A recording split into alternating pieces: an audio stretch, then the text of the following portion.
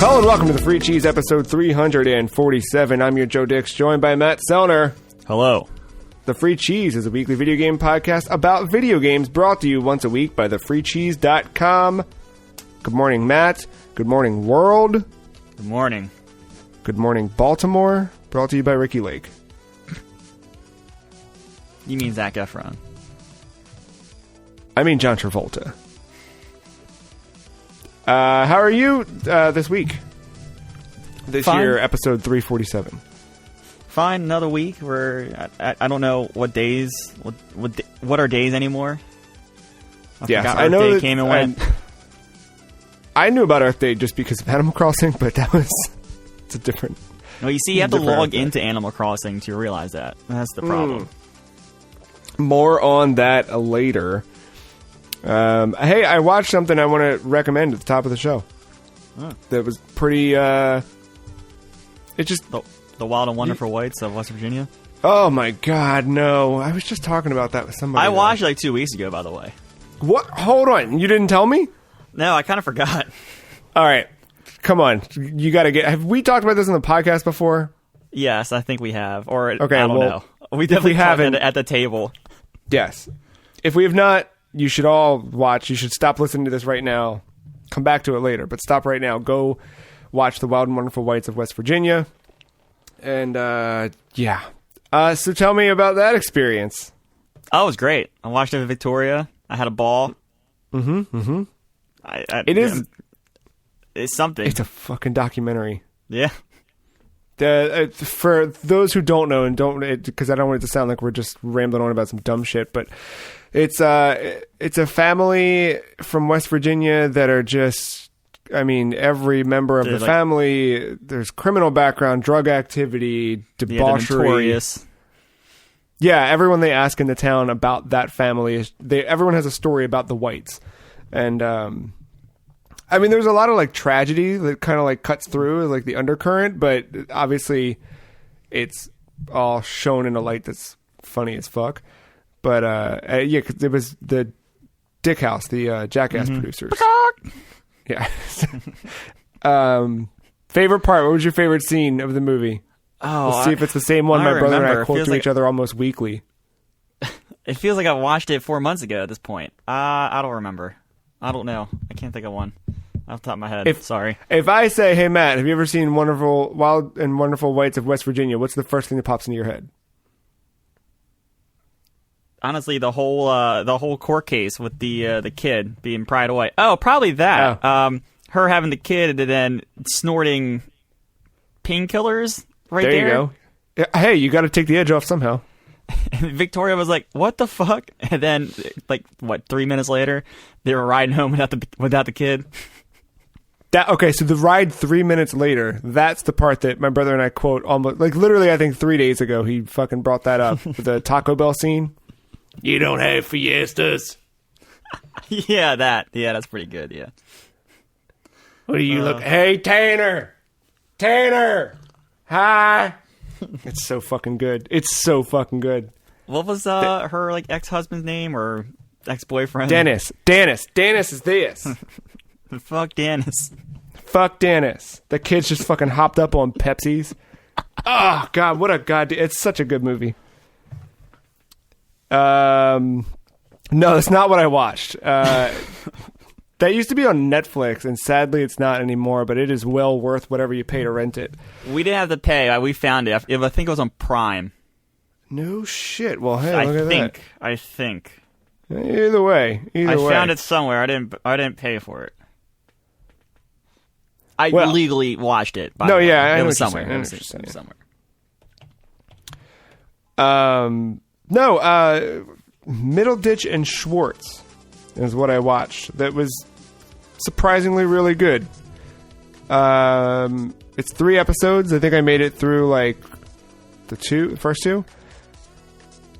So it's improv, and I hate improv because it sucks. Generally speaking, you know. All right. But the way they did this, it was good. And so it's Thomas Middleditch, who you might recognize from Silicon Valley. Sorry, yeah, couldn't remember. the HBO Jesus show. Christ. Honestly, like when I think of him, I think of this movie he did called Splinterheads that was really good. But no, Silicon Valley is probably his most iconic on-screen role. And then Ben Schwartz, you might know, is the voice of Sonic the Hedgehog in the Sonic the Hedgehog movie. He also plays John Ralphio in Parks and Rec. I guess he's that too. He's done a lot of voice work too lately. Like I think he's Huey, Dewey, or Louie. He's one of them in the new DuckTales reboot. I forget what else, but yeah, John Ralphio. But it's the two of them. They go on stage. They ask the audience for a fucking prompt. They ask a bunch of silly, weird, or specific details about whatever it is, and they just do improv for an hour. And it was, again, I don't fucking like improv. Anytime I've seen improv, it's made my skin crawl, and I've been like, ugh, you're having fun. I'm not. Fucking goodbye. Even stuff like Whose Line? No, I did like Whose Line a whole lot. Okay, all right. Fair. I think I'm just thinking of like, maybe I'm thinking of bad improv. Maybe it's just bad improv. I don't really like that. That's more like live skit.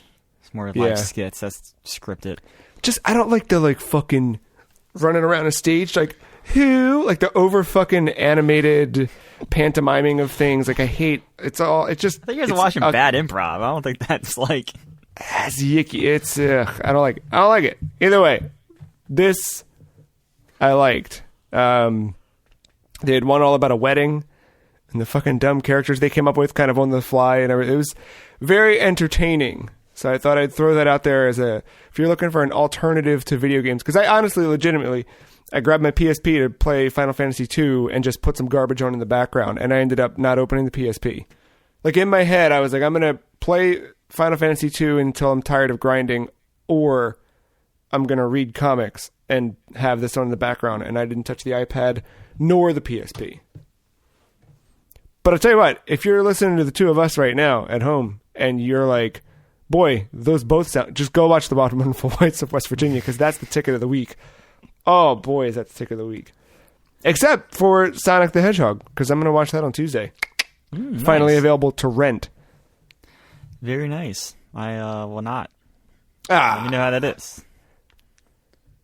If it goes somewhere, I'll give it a... Like, I can see it going to HBO. Yeah, it'll hit something. And not Max, not that bullshit, not Peacock, not any of that. I mean, like, oh boy, I'm proper so over HBO. all of it. Yeah. Anything besides video games from the last week that you've been up to? I mean, speaking more like now playing?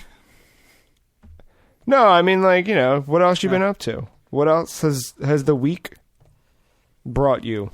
We've, here at the house with my parents and my sister, we're still holding very true to the 3 o'clock rummy thing. That is still an ongoing thing. And now Saturdays have turned into us just playing a game carryout, getting like one of the special like deals that are out there because of our governor's executive order, you can get booze from the like bar carryout stuff. So like we'll do one of those specials where it's like you can get a cocktail and a shit ton of like wings or something. Like the one place we went to had like a pizza, 24 case of Bud Light, wings, and another side or something like that. It was like for $50. It was a ridiculously good deal. So we've been doing that, and then just playing a shit ton of like board games. Like last week we played a bunch of the Trivial Pursuits that we have in the house. We played 80s and 90s. We had this like music game from the Rolling Stones or something like that. But yeah, and then Victoria's been coming over, or she came over last week. She's going to come over, she came over this past weekend as well. But yeah, no, it's just something to break up the day. And honestly, last Saturday after, breaking kayfabe here, sorry. After recording, we kind of went downstairs, we started, and it was one of those things where like I didn't even look at my phone until like 9 o'clock, and I realized I had like all these texts from different people and whatnot. So, it's a nice change of pace. I like that. I like the board game and the family time. And I've been trying to do that too with the phone. Like just fucking not.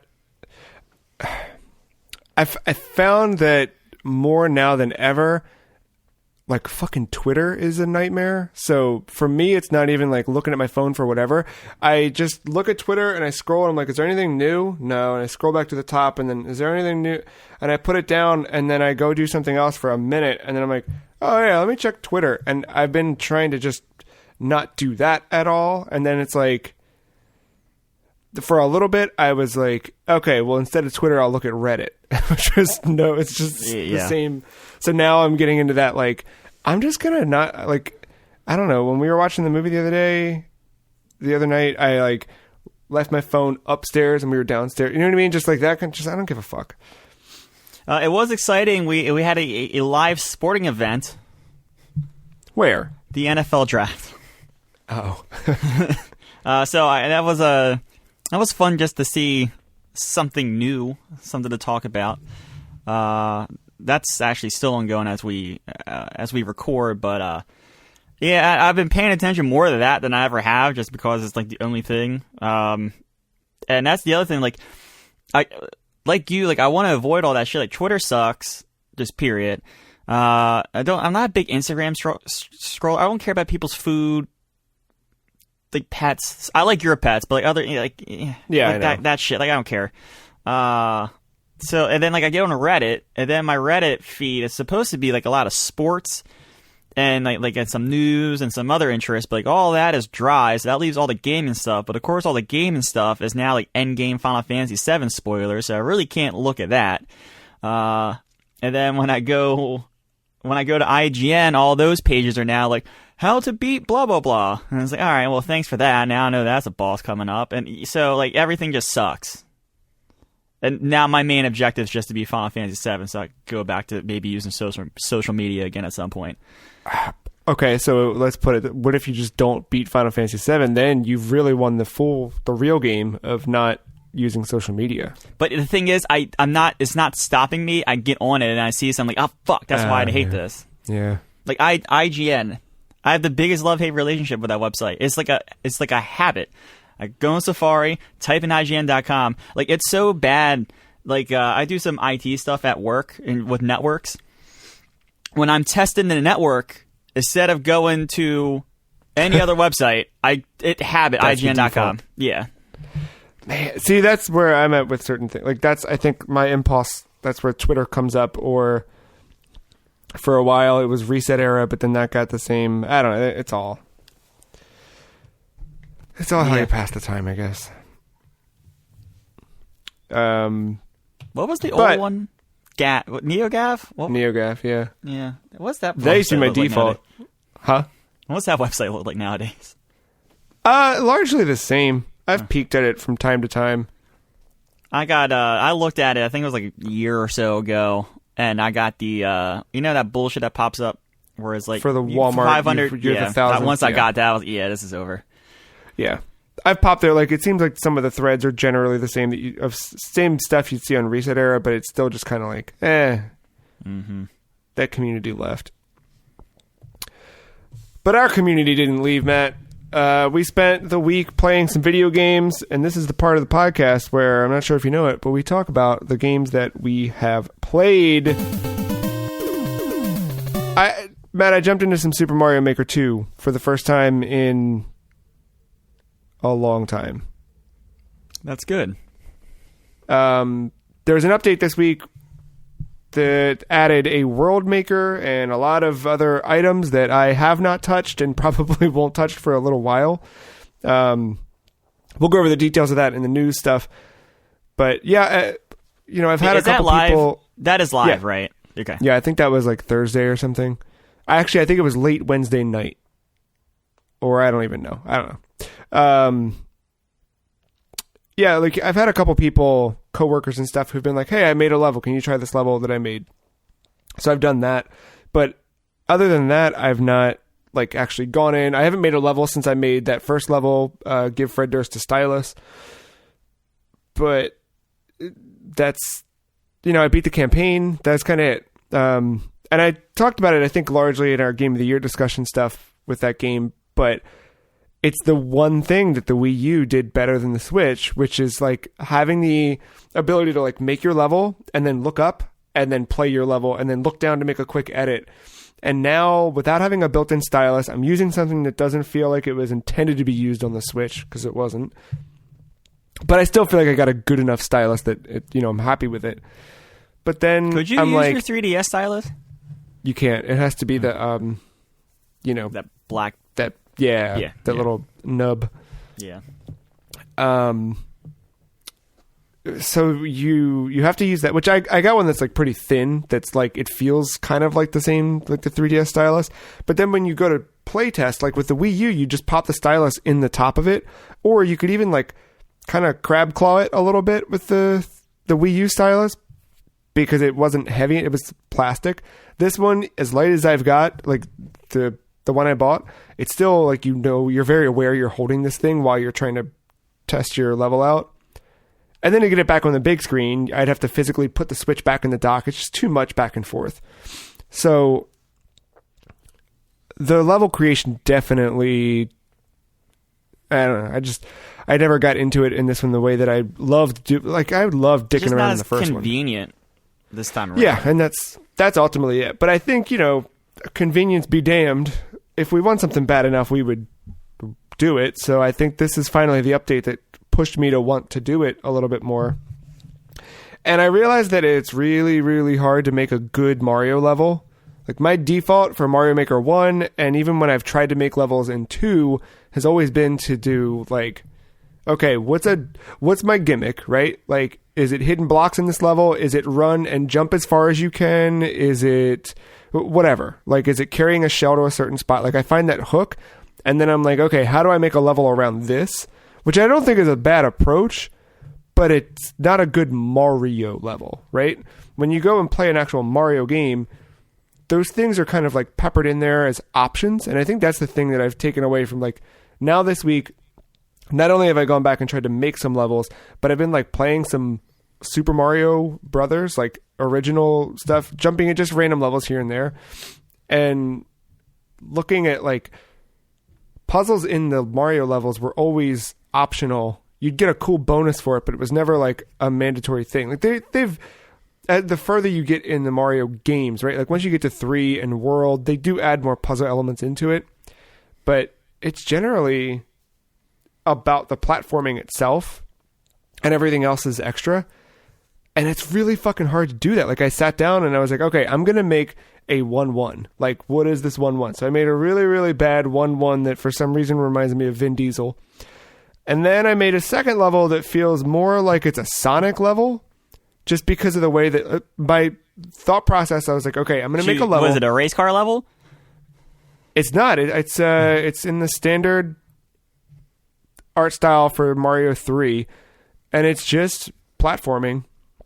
But it feels like the Sonic, because what I tried to do in this one was I thought about the idea of having these like splitting paths that then converge later on. And the beginning of the level, it starts, I'm trying to pantomime this backwards for you so you can see it, but it starts and you have like an up or a down. And if you go down, there's like some coins and like an extra life or something. But if you go up, I don't think I put any water. Oh. I am going to put water. I'll explain that one in a sec. But when you go up, you can either continue forward and kind of go over the under part, or you can work your way backwards and go up to this hidden secret area that takes you to an underground thing. So like I try to do that kind of stuff, like find like alternate paths and secrets. But then I found like the level either gets too complicated or it's too short. Like the actual length of it, like I don't know. It's tough to do. It's more difficult than I thought it would be. But I started thinking it on a grand scale because the World Maker thing is really attractive to me for some reason. I went in and like plotted out like the little world thing, and that's the part where the water comes in for me. Is you can set like a water like part of your overworld map, and you can add secrets. You can add hidden paths through the water where like you have to do certain things to get through. So I want to thematically make like, okay, every level in this world is this type of whatever, but like the level that I put over the water might have like rising tides or whatever. And then you can change the theme of the world. So I can make this one the snow theme or the desert theme, and make sure that all of the courses I make therein are all, adhering to that theme. I want to stick with it. Who knows? I mean, in a fucking week I could say, yeah, what was I thinking? But playing it again and like having that new approach to it, like thinking of it on a world level, and how can I tie levels together thematically is a cool challenge, I think. And I kind of like have a general beat along the way. Like I know that every world I want to end with a Koopaling fight, right? Like I want to do that and have it go all the way up to Bowser at the very end and build that traditional thing. But like, I know that because that's what every Mario game does. So I'm just aping on that, right? But I want to see like, what can I come up with if I actually think about it? Because I think for me, it's always been like, what's a dumb thing that I can troll my friends with? You know, the first Mario Maker, it was just like, what can I make that would piss Kyle off? Or what can I make that would challenge Mark, right? Because like Mark always had a different sensibility when it came to like approaching playing levels or thinking about levels. So I had fun making levels that would like make Mark think, and I had fun making levels that would piss Kyle off. So you kind of have to play to your audience. Yeah. And now I'm kind of going at it like, I don't want to have a specific target audience in mind. I want to just make a good level, and that's really tough, but it's fun. I'm enjoying it. Yeah, I mean, it's one thing to play Mario, then trying to make it, it's just, you got to think backwards almost. It's weird. Yeah. It's weird, especially to make a good one. Yeah, because it's totally doable. Like I liked the levels that I made in the past. Even the one that I have now that's uploaded, I liked it, but they don't feel like they came from Nintendo, right? And I'm not saying I'm going to get to that level. I'd love to, but it's fucking tough, man. What have you jumped into this week? I'll save Final Fantasy. I did buy the new Picross. S4 came out Wednesday, Thursday. That sounds right. Thursday. Yeah, I think it's very similar to all the other Picross games. This is my first one, so this is all at least like this part. It's like menu layout and like the way it plays, even though it's similar. But like the modes and stuff are all new to me. But it sounds like the color and the Mega Picross and the Clip Picross have all been there. It's just new puzzles this time around. Yeah, the last few iterations they've done, Jupiter, they've been relatively the same, just new puzzles. Yeah. So I got the S series at least. Yeah, I got into some of that. So I just been kind of going around with that. It's kind of weird. I'm so used to the Konami one that like once I completed a row or column for the first time, it didn't automatically fill in the X's for me. And I was like, oh, that's going to be weird and different. Because it's just something I take for granted after completing over half the puzzles on the Konami one. So it's do they not have that option? I couldn't find it. I didn't give the options the best look. I didn't play around with them to see what hints or stuff is good. But like, I know they have the hints for like what row you should look at next. But I don't need like a guide to help tell me like what row to look at. I just want the auto. Like once I know I filled in everything I can fill in. I don't want to go through and put in the extra X's because I just want, So it's a mild complaint, but that's just coming from a different game, and that's something I'll get used to as time goes along. I found that doing the manual X's, I mean, I've played Picross since before the Konami one, so I'm used to that, but that gives my brain that little like moment of a break to start thinking about my next moves as I'm filling in the X's, because I'm like, it's just idle enough, and I don't have to think about what I'm doing, and then I'm like, okay, what's my next row? So it's a nice little like moment like that. But I know that was a welcomed, just that automated like, okay, we're good. I don't have to do this. Yeah, for sure. And then this is my first exposure to a color or a Mega Picross. The color one I really like. I also like that it gave you a fuck ton of control schemes for how you want to do that. So I'm going to mess around with that a little bit, because some of them, you get like 4 or 5 different colors, and it becomes weird to keep switching them with Y I think it is. Yeah, Y. But yeah, I don't know, it's just little things like that. The Mega ones kind of suck, but I think it's just, I got to get used to thinking like that. But there's one little thing that I don't necessarily like about this is if you go to the extras, you have 2 of those Mega ones, like the 30 by 30 and I think 30 by 40 or maybe 40 by 40. It's something large like that. You get 2 of them, but then there's 3 that are locked. But the only way to unlock them is to have game data from Picross S, S2, and S3. And so if you had game data from S2, you would get the S2 one, but you wouldn't get the other one. Or the other really ones. weird. So, I mean, like, I don't kind know. of like the reward of sticking with it that whole time, but also that sucks that it's locked out for you. Yeah, so like that's like 3. Like if I'm a completionist, and thank God I'm really not. Like it's something I could ignore, and if I'm going to get another Picross just because I want to do more of them, Yeah. But like that, for the completionists out there that's just getting into this, I mean, what was it? About a year ago I got into this. I never really even heard of it until you brought it up a couple years ago. So like, it's very possible for someone with a brand new shiny Switch, someone that's bored as fuck during all this quarantine stuff, like to find this out and then have this data locked. That kind of sucks. Like I said, they're very end game things. They're large puzzles, but still not. Then you got to spend the $10 and get the other, or I guess it'd be what, like $24. Then you go back, you get Picross S, you get 2, you get 3, and then after that long journey, then you've got these mega puzzles waiting for you. Yeah, I'm not sure. I didn't look at the store to see how much they were, but this one I think was 10. I think this one's 10. I felt like they were always $7.99 or $8.99, but I saw that right now with the launch of 4, 1, 2, and 3 were all on sale. That makes sense. I don't know if that sale's still running or not, but I'll check. So yeah, just a little weird, but like I said, it's not the end of the world. There's still tons of puzzles out there to be played. But I don't know if you want to get into Final Fantasy VII. That's the only other thing I really played. I guess Warzone. The wins are coming. The monkey was off the back. The wins are coming. I have 4 now, 3 in trios and 1, and that 1 solo. What changed there? Just luck? I think it maybe a little bit of luck. Also, like, I know the game. I watch like various YouTube. I watch a lot of like the best stuff plays, like those, not necessarily like high skill plays, but just stupid shit that could happen in the game. And like just knowing, like, I don't know, taking some of those like weird physics things to my advantage, and just knowing the way to the game. Now I know the like in PUBG, you got those random crates that fall, and you can get gear from them. Yeah. So race to the middle.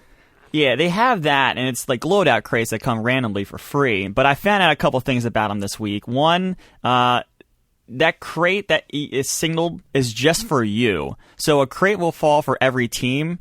And the one that is marked like, hey, loadout drop incoming, and it's like 150 meters away or whatever, that one's specifically for you. The only problem is there might be like 3 crates right all next to each other, so those other teams are going to fight for that spot too. They want the crate. The Also, one that falls for you, do other people see it, or it's you are the only one that sees it? I see it. I can see the white box, but I wouldn't be able to access it. Okay, got it. So, like, you could be walking along, like, it happened to me last night. Well, the timing came for them to come, and one actually kind of fell right next to me, but it wasn't mine. So I knew right away, like, oh, shit, if someone really wants this, a team's going to come here, so you got to be, like, kind of careful about it. So it's just kind of knowing things like that. Where you're like, oh, someone's going to come and get this, so I can fucking stand here and wait to gun them down. Yeah, you could do that as well. Like, you just can't be, all of a sudden, like, you could be carefree because you cleared it out, but knowing, then usually when they drop, it's some kind of algorithm. They usually drop within, like, 200 meters of you, so, like, it's one of those things where, like, if you want to make the play for it, you're kind of there, especially if you have a car. But then, sometimes it could be far enough where it's like, that's a lot of open field, that's not a good look, so I might avoid it. So kind of once you see that come, you have to be like, oh shit, like I be on your toes a little bit more than you were before after you've cleared that area, because they can cut them quick. But then also with that, like, they come twice a game, and I know the timings now. So like, instead of buying a loadout drop, depending on how the game is shaking out, if we got decent enough gear, you can just wait it out. Because the first one comes within like the first 10 minutes of the game. And when's the second one? More towards late game. It's I think it's right at the start of the 5th circle. Okay. So like 20 or so minutes in. But yeah, no, knowing those timings, I always thought it was random, but someone on YouTube pointed out that they were timed, and it makes sense now. So like that, knowing the timings now is a big part of how I approach games. Like, if we have enough money early and we can get like tons of kills in the area or there's immediate threat or whatever, yeah, it's worth it to buy the loadout. But if you're in a clear area and you're like a minute and a half away from and you're already inside the circle, you don't have to really worry about it. You can just kind of hang out and see where the loadout crate goes and just make that your next move. Or maybe even start like scouting the area of where it could possibly land or whatever. So yeah, knowing that has kind of adjusted the game for me. I don't know how common of knowledge that is though. It was something that Nick and Bob did not know.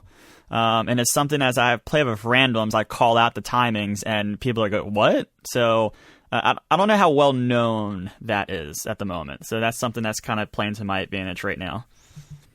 Is that something? Are you still playing pretty regularly with them, or yeah? Well, with Nick, like I said, Nick is doing online school, so like he's still in his program, and Bob works. But like whenever we're all available, we try to play. The good news is Nick has the battle pass, so that kind of makes him have to play some. So yeah, we try to.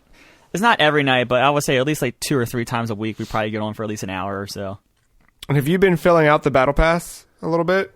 Yeah, I think I said I bought it last week. I don't know, but if I didn't say it, I have it now, and yeah, I've been filling it. Does it seem worth it, or? Like yes and no. Like it's that dumb thing of like, you know, you can get the nice skins, thing is you hot skins. You get the skins. The COD points are nice, especially if you want to like keep reinvest in the battle pass or whatever. But you do get like weapon blueprints, and what's nice about that, because in this game, like you have to get XP on that specific weapon to start unlocking those attachments. It could be a grind to get to some of the attachments, but the blueprints are kind of like, they're preset and you can't change them, but like if you're looking for a specific suppressor on a weapon, you might get a blueprint that has it. Now, it might not be a scope you like or something like that, but if you're mainly just want this one specific attachment, this blueprint has it, you could use it and not have to necessarily unlock from that weapon. So you get those. You get some of them for free if you don't have the battle pass, but a bunch of them are behind the paywall. I don't really consider it a pay-to-win kind of thing. Like, the pay-to-win... Like, the pay-in-the-win part would be, like, owning the game and being able to get your loadouts and customizing it and all that stuff. Because I guess you could buy the battle pass and get these loadout, like, get these things and maybe start... maybe start kind of putting together some loadouts and stuff like that. But, yeah, I don't think the blueprints are that big of a deal. And then the other thing is, if like you wanted to grind out something, you earn a bunch of more double XP things that you can just like for half an hour or whatever. So if you're really trying to grind out a weapon, you can just put a bunch of those while you're playing with that weapon and see what happens. And they apply into multiplayer too, so you can get more kills than you would in Warzone. But I think Warzone's very gracious with the amount of experience you get compared to multiplayer. I think it's like, yeah, you had mentioned that before. So I don't think is that big of a deal. But yeah, no, I mean it's fine. It was like $7 for me or something like that, and it's not that. No, yeah, I didn't know if, because like I remember the first Apex one that came out. I bought that because I was super excited about that game, and I was like, oh, this battle pass sucks. But then some of the other ones you look at are like when I toyed with the idea of buying the one from Magic 6 months ago or whatever, I was like, you get a fuck ton of boosters if you level this thing all the way out, which is pretty cool. But I didn't know how this one was. You didn't touch any Magic, did you? No. I keep thinking about it, but I'm just like, it's all the way upstairs. And I'm on reserve because I'm waiting for some more Artifact news. Yeah. The egg's been cracked. Now we're just waiting to cook it. Well, I cooked a little bit this week into a game called The Curse of Rabenstein. Thanks to our friend Ben for sending it my way. This is a text adventure made by Stefan Vogt.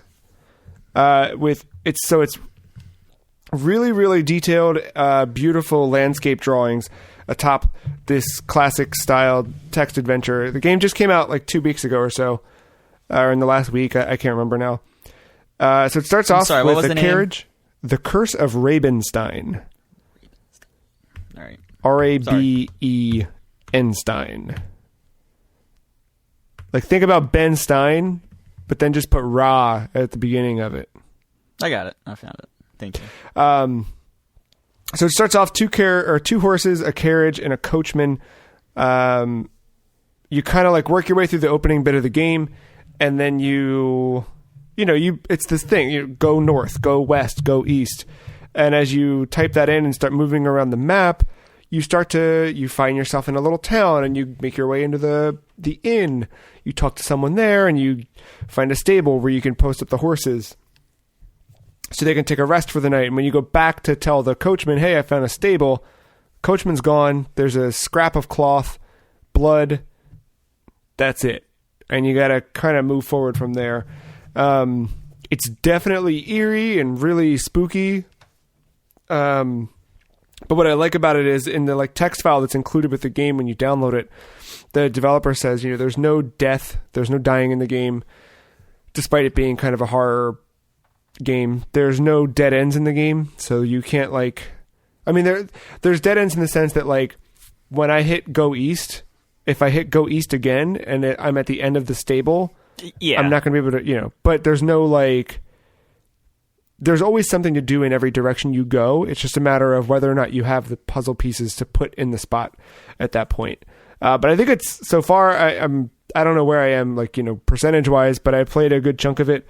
I think it's incredibly well done. I really like the flow of how the puzzles are laid out, and I like combining the different items. Like, there's something about that. Like, we had that all together when we each played Untold Stories a few years back.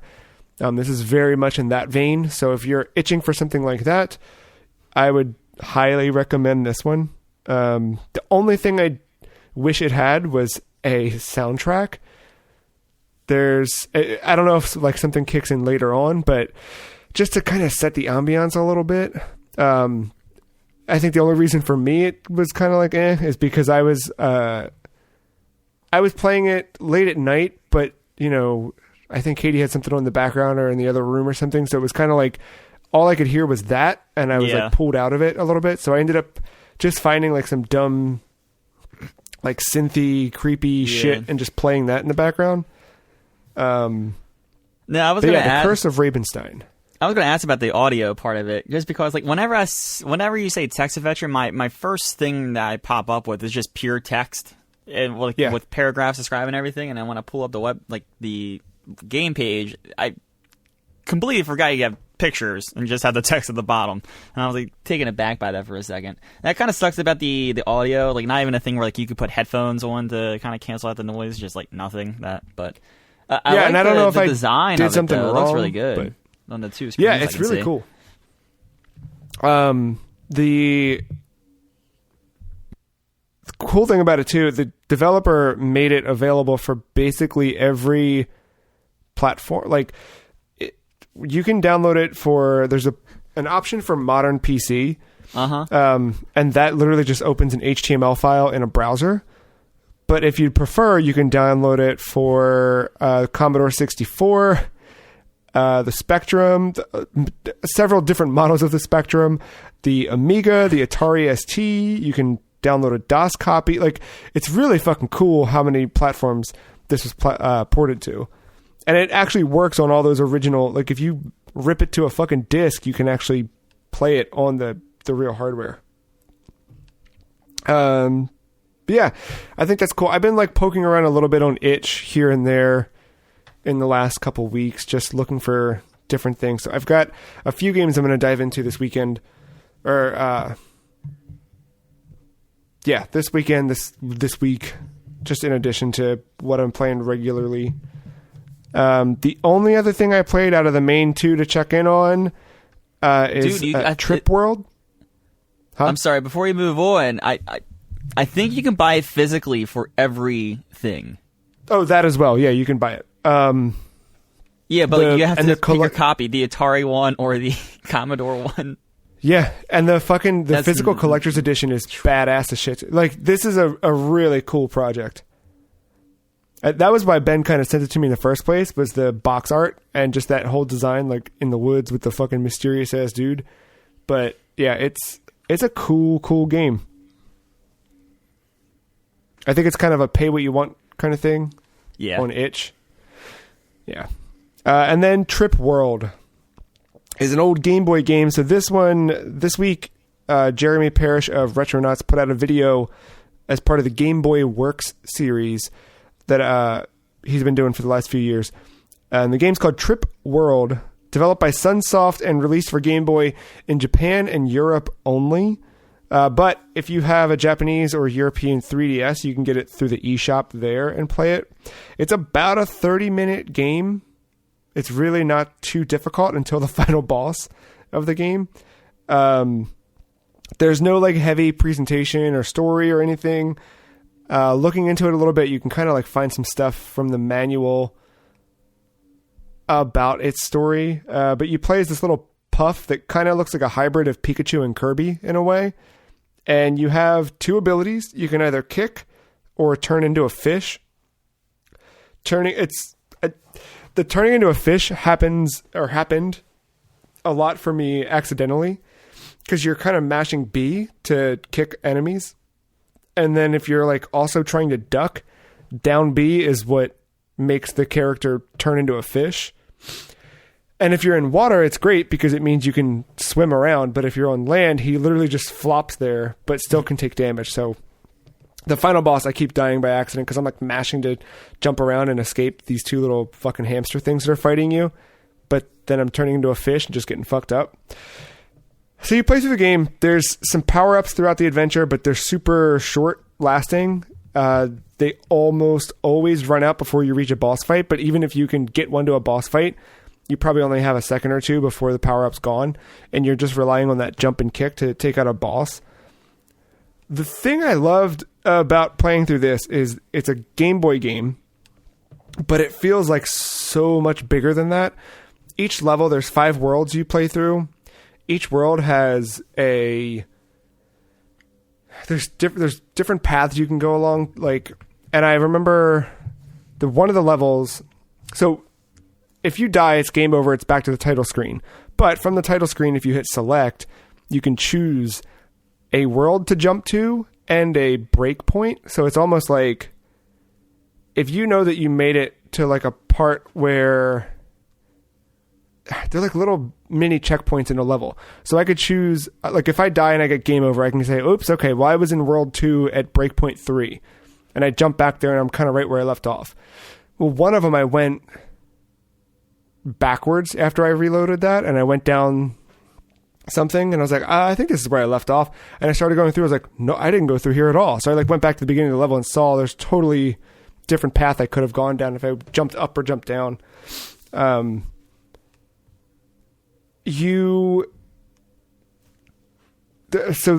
a lot of detail in that way. Like the stages seem way bigger than they actually are. The combat itself, like you're just running through and just kind of kicking these little things out of the way. It's not that. It's more about just like going on a little adventure rather than like killing this thing or getting a score or anything like that. But Matt, the dithering on display here. John. Dude, when you look at the art in some of these, like just these little like corners of what is drawn on the screen, like the way that they dither the fucking each pixel, like it makes it look so much more than a Game Boy game. It's really, really like that's the thing that I took away from it. It's like really, really striking visually, and the music, it just fucking slaps. It is some of the best music on the Game Boy, but it's also like some of the best video game chiptune music I've heard in a long time. Like just, it felt really refreshing and adventurous, and like had it like invoked a certain spirit of this little character. It's a really cool little 30-minute game or so. And it reminded me that Sunsoft used to be great, and it sucks that they're not around anymore. And I don't even know what Sunsoft would do these days anyway. It does seem like Inti Creates is kind of still doing a lot of what Sunsoft used to do, but I like when we go back in time with some of these games. I like going to like the reception at the time, and like, yeah, you kind of nailed all the things. Like, it kind of got like 6 out of 10, 60s. What would be the equivalent of a 60 on a couple different scales? And everyone was just saying like, too short, not hard, but looks great. Yeah, it looks great. It sounds great. Update, I've just found out Sunsoft is still a company, and they're making Mahjong Pop games for iOS and Android. All right, when does THQ Nordic absolve them? And, oh, dude, hopefully fucking never. Interesting. There's actually a whole lot of... All right, I had no idea. I thought Sunsoft died a long time ago, but it is still... I don't know how recently these games are. I'll have to look into this later on. This is blowing my mind a little bit right now. Yeah, still an active corporation. Weird. Real weird. Speaking of weird, that brings us to the final two, Matt, our weekly check-in. It's like for the foreseeable future, you can kind of guarantee that each week we'll have a news story from Video Games Chronicle, and it'll be a fucking hard-hitting, breaking news story. And we can, of course, count on talking about Animal Crossing and Final Fantasy VII Remake. So I'll let you go. Which direction do you want to head in? Well, we can talk about Animal Crossing because I had nothing to talk about. I did launch the game this week. So is that because you missed the opportunity to buy turnips? Yep, turned you off? Absolutely it. I missed it. I didn't want to see the bells because I didn't want to get pissed off or happy. I don't know, it could have swung either way, I guess. But I didn't want to risk that because then I totally would have been fucked and not want to play it. Yeah. But yeah, no, I'm going to make sure I get up once again, breaking kayfabe, bright and early tomorrow, and make sure I get all those stalks. So I bought turnips for the first time this week and sold them Friday, and I was disappointed. Like all week I was checking and like, and finally I saw, like, I think I bought at 93 and I sold for like 160. Pretty good. Yeah, but not worth it. Oh, not worth. You gotta play the long game. You gotta play the long game with this, man. This isn't like a quick return. This is the stock market, man. You gotta nickel and dime your way to success. Not worth waking up every morning before work to look at a price and then go, Nah, fuck that. Nope. Wake up before work, check the price. It's too much. It's too much. I could start getting into the thing that I've seen, the thing I mentioned last week. Like there's a fucking calculator that you punch in enough data for a while of your morning and afternoon prices, and then it'll tell you, hey, you got a big day coming up. Prices are probably going to skyrocket. I'm probably going to start doing that myself, but I didn't have any stocks, so I didn't feel like looking at it to fill out any data. But yeah, no, I'm going to start doing that. Eye up some bells. That seems like too much. I don't know. For me, like, I think I spent 45 grand and I made 80. So, like, yeah, you know, I did okay, but it was like not worth the trouble for me. Unless I got a big payout. Like, if I had done that and then had one of those crazy ones that I've been seeing people have where it's like, hey, bells are selling for $527. Do you and Elijah Wood want to come over? Like, then maybe, but... Yeah, I mean, I usually throw like 100 at it when I do it. Yeah. But then I'm like losing 100 grand in the meantime. Like right now, I've got a lot of fucking little projects. I still need to finish paying off my one room because I want to get to the next level of house with the upstairs. Because that's when you start getting some cool exterior customization. I've got a bridge that I desperately need to finish construction on because it just makes moving around the island so fucked up right now. But this week I spent a lot of time terraforming, which is simultaneously the worst part and best part of this game. It's not the best part for like 2 or 3 days after you're done, because the whole process of actually physically doing the terraforming sucks. The biggest thing this game is in need of with terraforming is like just the option that when you're in construction mode, an addition and a subtraction button.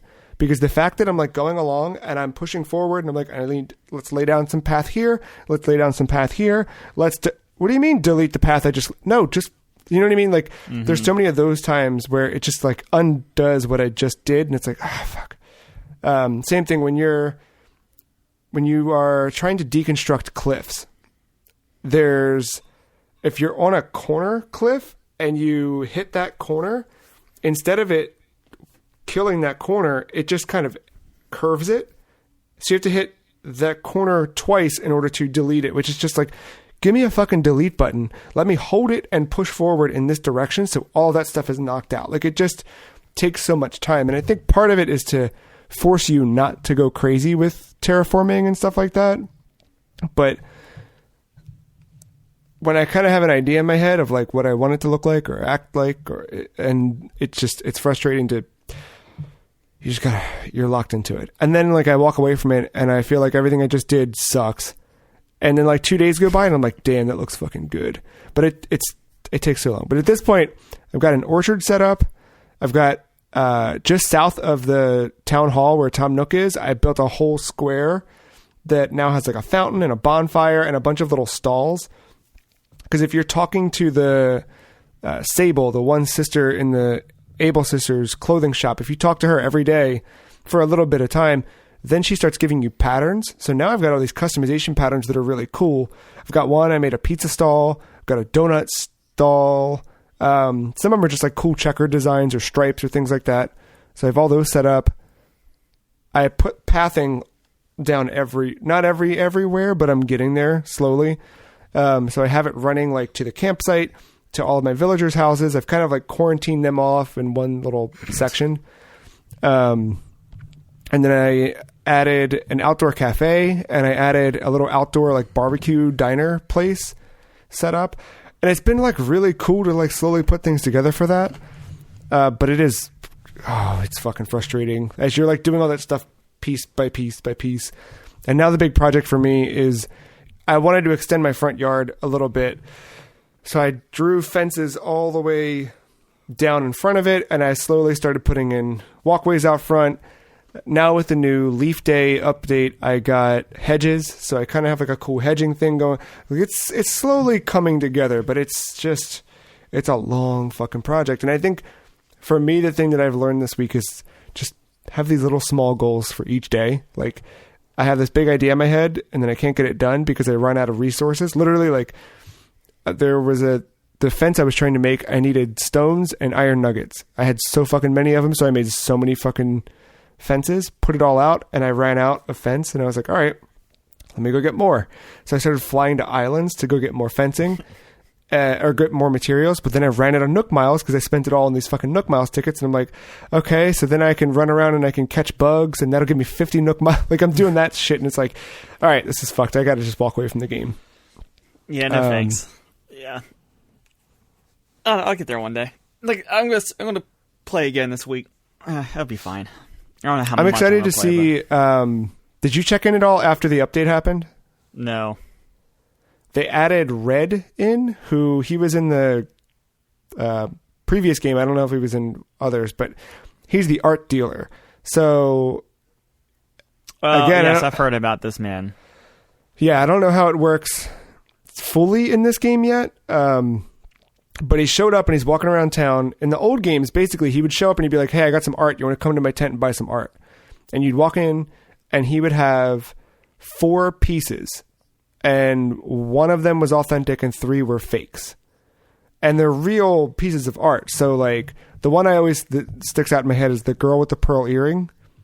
He would have that, and it's like that image, but her headband is red instead of blue.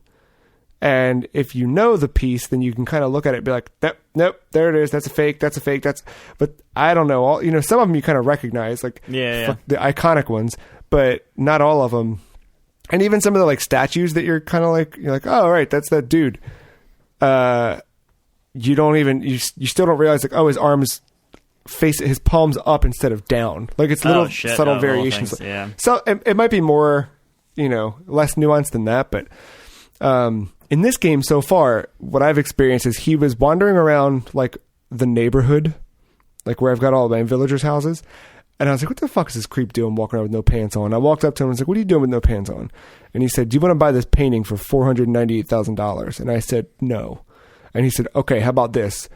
We'll be friends. I'll be your special cousin. How about a special cousin's deal? So he sells it to me for $4,900. I was like, all right, that's cool. Go in and talk to Blathers. And I said, hey, I got the special cousins deal. Check out this painting. Blathers is like, holy shit, I can't believe this is a real ass painting. Look at this. Well, hold on. Let me go see if we can get an extension. And then when I woke up today, I got a notification that the museum is closed for the day as we upgrade to include art. So tomorrow when I check in, I can go see what that looks like. I assume it'll be kind of like the upstairs portion of it will get added with art back there. But the thing, like, is that the end goal of the art? Like, can you sell that, resell it for a higher price, or like it is what it is? Like, yeah, no, you some of it, like I remember there were a few paintings that I like quite liked in the last game, so I would buy even the fake ones just because I thought they looked cool, and I'd hang them up in my own house. In this, you can totally sell them. I don't know if the resale value is going to be higher or not. Yeah, it should be. So usually, like what would happen is the same thing with fossils, right? If you would get a fossil, you take it to Blathers, and he goes, "Ooh, looks like I already have it in my collection, so fuck you." In this, you just sell those to Timmy and Tommy and make money. So I assume that if Reg shows up on a day and he has 4 pieces of art, the real one is one you've already donated. You could probably buy it and then flip it, I would assume. I do know that in this one, he's now got a more permanent fixture. So have you noticed that your island has a little private beach? It's usually up at the top of the island somewhere. Yeah. He's there. So he's just kind of... It sucks because I put my house in front of that little beach, and now I've got that dickhead living behind me. So his boat's just out in the water. And I went out to it, but it won't let you climb aboard. Like it said, like, ooh, this looks scary. There's a lot of like weird, ominous phrasing and tone surrounding Red. But it was like, hey, you shouldn't go on here. This place looks fucking spooky, and I don't think the owner's home. So maybe it was because yesterday he was just wandering around my town, and I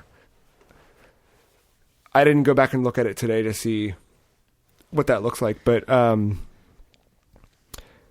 yeah, the thing about this game that's weird is like they're rolling this stuff out. Because New Leaf, you know what I mean? The whole game was the whole game. Now stuff like the art being added in, Leaf, the guy Leaf, he'll show up for the next week or so during this Leaf Day event, or Earth Day, or whatever the fuck they call it. He would kind of like randomly show up in the last game if you like weren't weeding or something, he'd show up, and he'd show up for Leaf Day or whatever. But he eventually got like his own permanent store in New Leaf. I think if you bought enough from him, then he kind of like combined with Timmy and Tommy. So I don't know if he'll end up getting a permanent thing. I don't know if that's something they'll add. The last game, Blather's sister had like an upstairs curation thing. So you could kind of set up a curation room. Like you could say, hey, I want these 6 pieces to be in this room together. I don't know if that's like all of those things that like were there that I think a few weeks ago people were wondering, like, is this it? Like what's, people were trying to data mine to find more information, but now it's like a random fucking Tuesday night we get this mini direct from Nintendo that's like, hey, here's all this cool shit coming, and then it's here. So I don't know if we can expect that for the next year as we get through the first year of content. I mean, that makes sense, right? I mean, that's Nintendo's strategy. They've talked about it time and time again. That's the reason why you think Mario Kart 8 is going to keep living on instead of a new Mario Kart. Better believe. When ARMS 2 gets announced this summer, you fucking bet Mario Kart's going to get more tracks. Yeah, so, like, it makes sense that they're rolling it out that way. And then, like, the other thing is, like, I don't know, for someone like me, when you throw in all that shit at the start, I mean, I guess you could roll into it like they've rolled in other things in this game, but like I don't know, that shit gets overwhelming. Like, I'm already overwhelmed because I got a clothing shop in Nook's Cranny. Like, where am I going to spend my bells at today?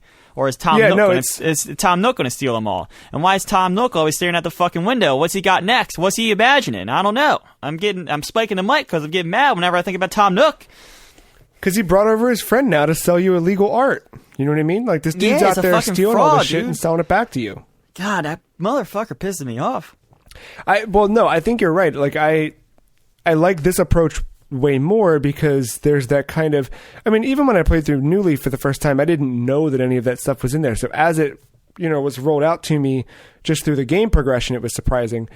It's just weird that like there's still this unknown about it. It's just a different approach this time, but I do like it, and I liked the idea of thinking like, oh cool, so we'll get this stuff over the next 2-3 months, and then in July through September we'll have this other wave of updates or whatever that roll out. I think it's neat how they're doing it. Yeah, I mean, and it's just another way for Nintendo and Animal Crossing just to stay in the news. Like, if you put out everything at one time, it is what it is, but like if you release something every month, then you all of a sudden you have a news article or something to put on Twitter about the game and just reminding people. Then, you might have someone that's like, man, I've seen a bunch of updates for this game over the past 4 months, and I got some money to spend. I might get it.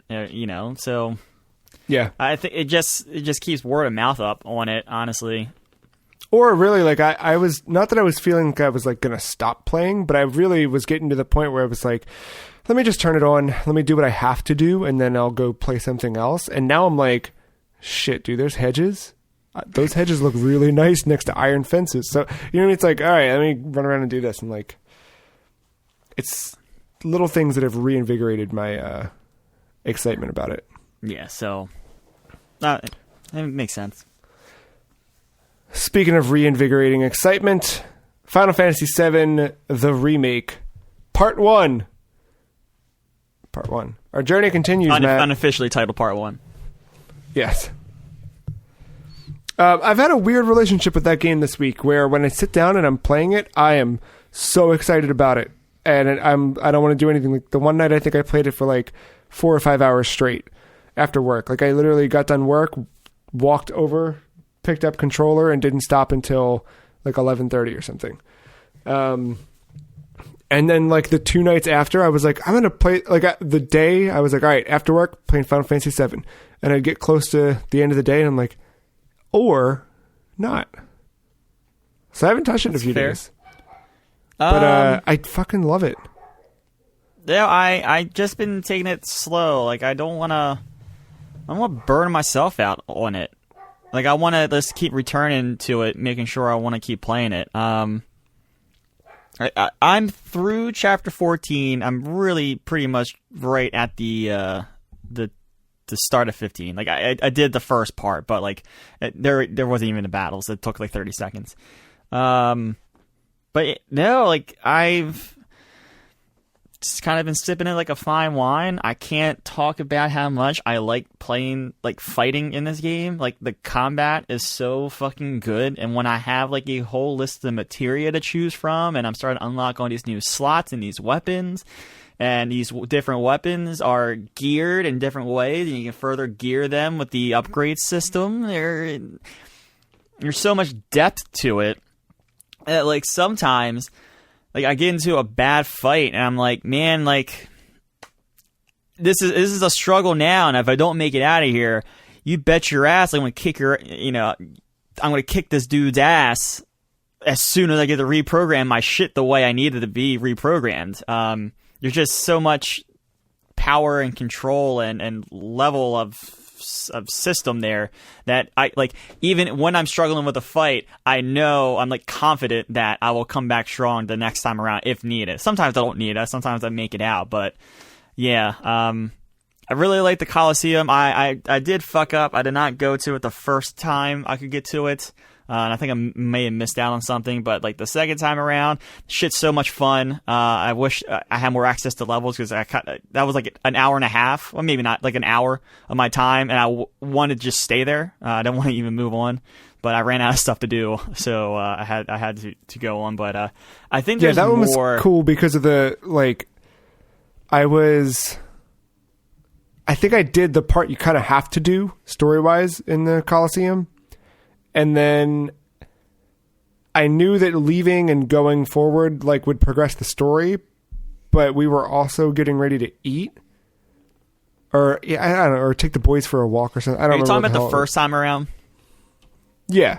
Yeah. Okay. So, because when you do the story stuff that's in there, and then you walk out, the one dude's like, "Hey, if you ever want to come back and fuck shit up, just let me know." Yeah.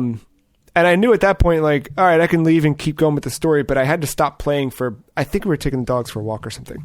So I knew that, like, well, I don't want to dive too forward into the story stuff. And I ended up just sitting down. There's like 3 fights that were available right then. I was like, let me just do these, because I had enough time to do that where I knew that I could pause and walk away if I had to. And yeah, those, I mean, and just the battling in general, it's like you said, like, I will walk into something and be like, oh, and by the way, I think after last week when we talked about the weapon switching, I did that, got new weapons, and like, night and day. Oh, yeah. Yeah. Then I'm like, because I actually started thinking about, like, okay, well, what does Aerith need in this fight? What does Tifa need in this fight? And how does that work? Like, I got one, so my favorite fucking combo that I did was I found somewhere along the way you get the refocus materia that lets you, or I'm sorry, the refocus limit break that lets you split your ATB into 3 bars instead of 2. So I combined that with a necklace that after using refocus autofills the ATB, because that was always the trade-off of that, is like you would use limit break, but then you'd burn it all to refocus, but having it all refilled again meant, all right, let me get 3, and then I can get like 3 powerful magic spells or a heal or a quick, like if I have that, I have it equipped with Aerith, so I can use her Prey to heal everybody and then still use a powerful magic attack with her. But that's been cool. And even like fights where I go in and I do the assess on an enemy I haven't encountered before, and I'm like, fuck, because there was a little bit where I didn't have all, like, now I'm to the point where every single like discipline of magic, or not discipline, but element rather, like I have, at least on all of them, I have a combination so that I can make the right attacks across the board. I think now at this point with Cloud, with the number of fucking materia slots I've expanded on each of his equipment and stuff, I think I have every major element on him alone. But now I'm to the point where if I enter a fight, or I was getting to the point where if I entered a fight and I didn't have it, I didn't care, because it was like, got it. I can just retry from last battle, swap in materia, go into the battle, and like, I know how to approach it.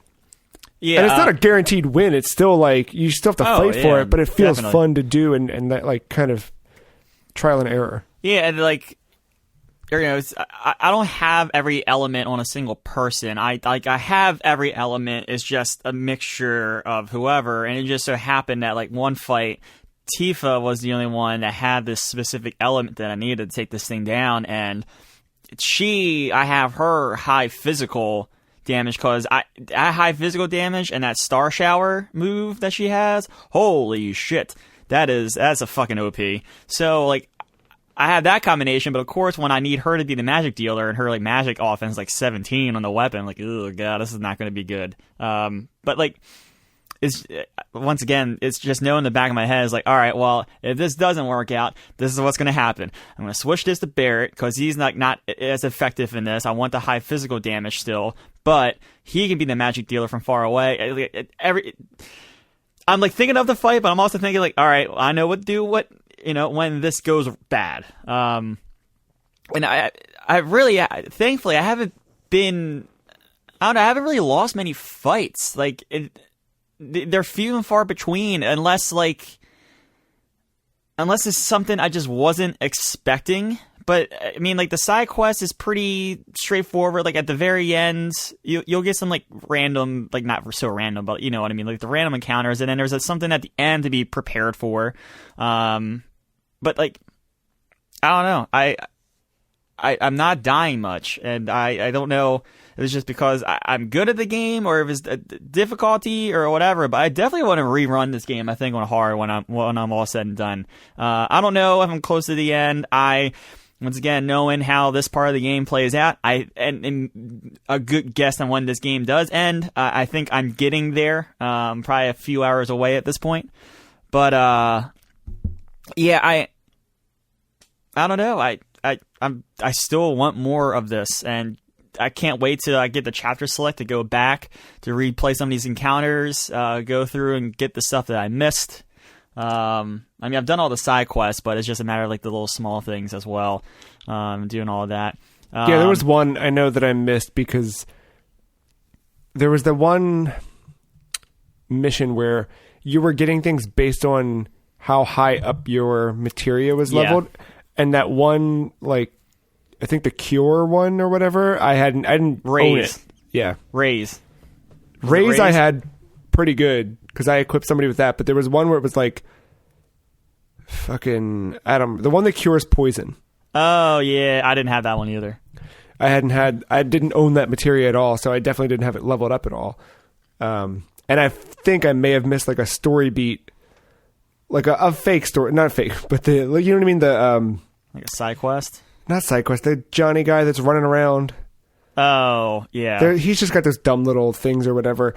I think that one of those little beats by him, I think I missed because of that. But because there's a trophy for that for him, where you have to like do this. Oh yeah. I've been fucking off with him. So, but no, I'm just still really enjoying it. Yeah, one thing I do want to say, Chapter 11, I'm not going to get into specifics here, but it's been my absolute favorite, not chapter per se, but just expansion of an area. I mean, when you kind of know at this point that like some things that were like 2 screens or 3 screens in the original game have been fleshed out into its own chapter. And I'll say definitely Chapter 11 is the most effective, both with like what you're doing, with like puzzles or maybe lack thereof in this one. And like just the lore that they built into the name of the area, like it totally makes sense with what it is. And the original game had that name, and it was a pain in the ass because some of the enemies were high level, but it didn't really like dive into the name so much. This one definitely does, and I even liked like the boss fights in it too. I thought they were really cool and kind of clever.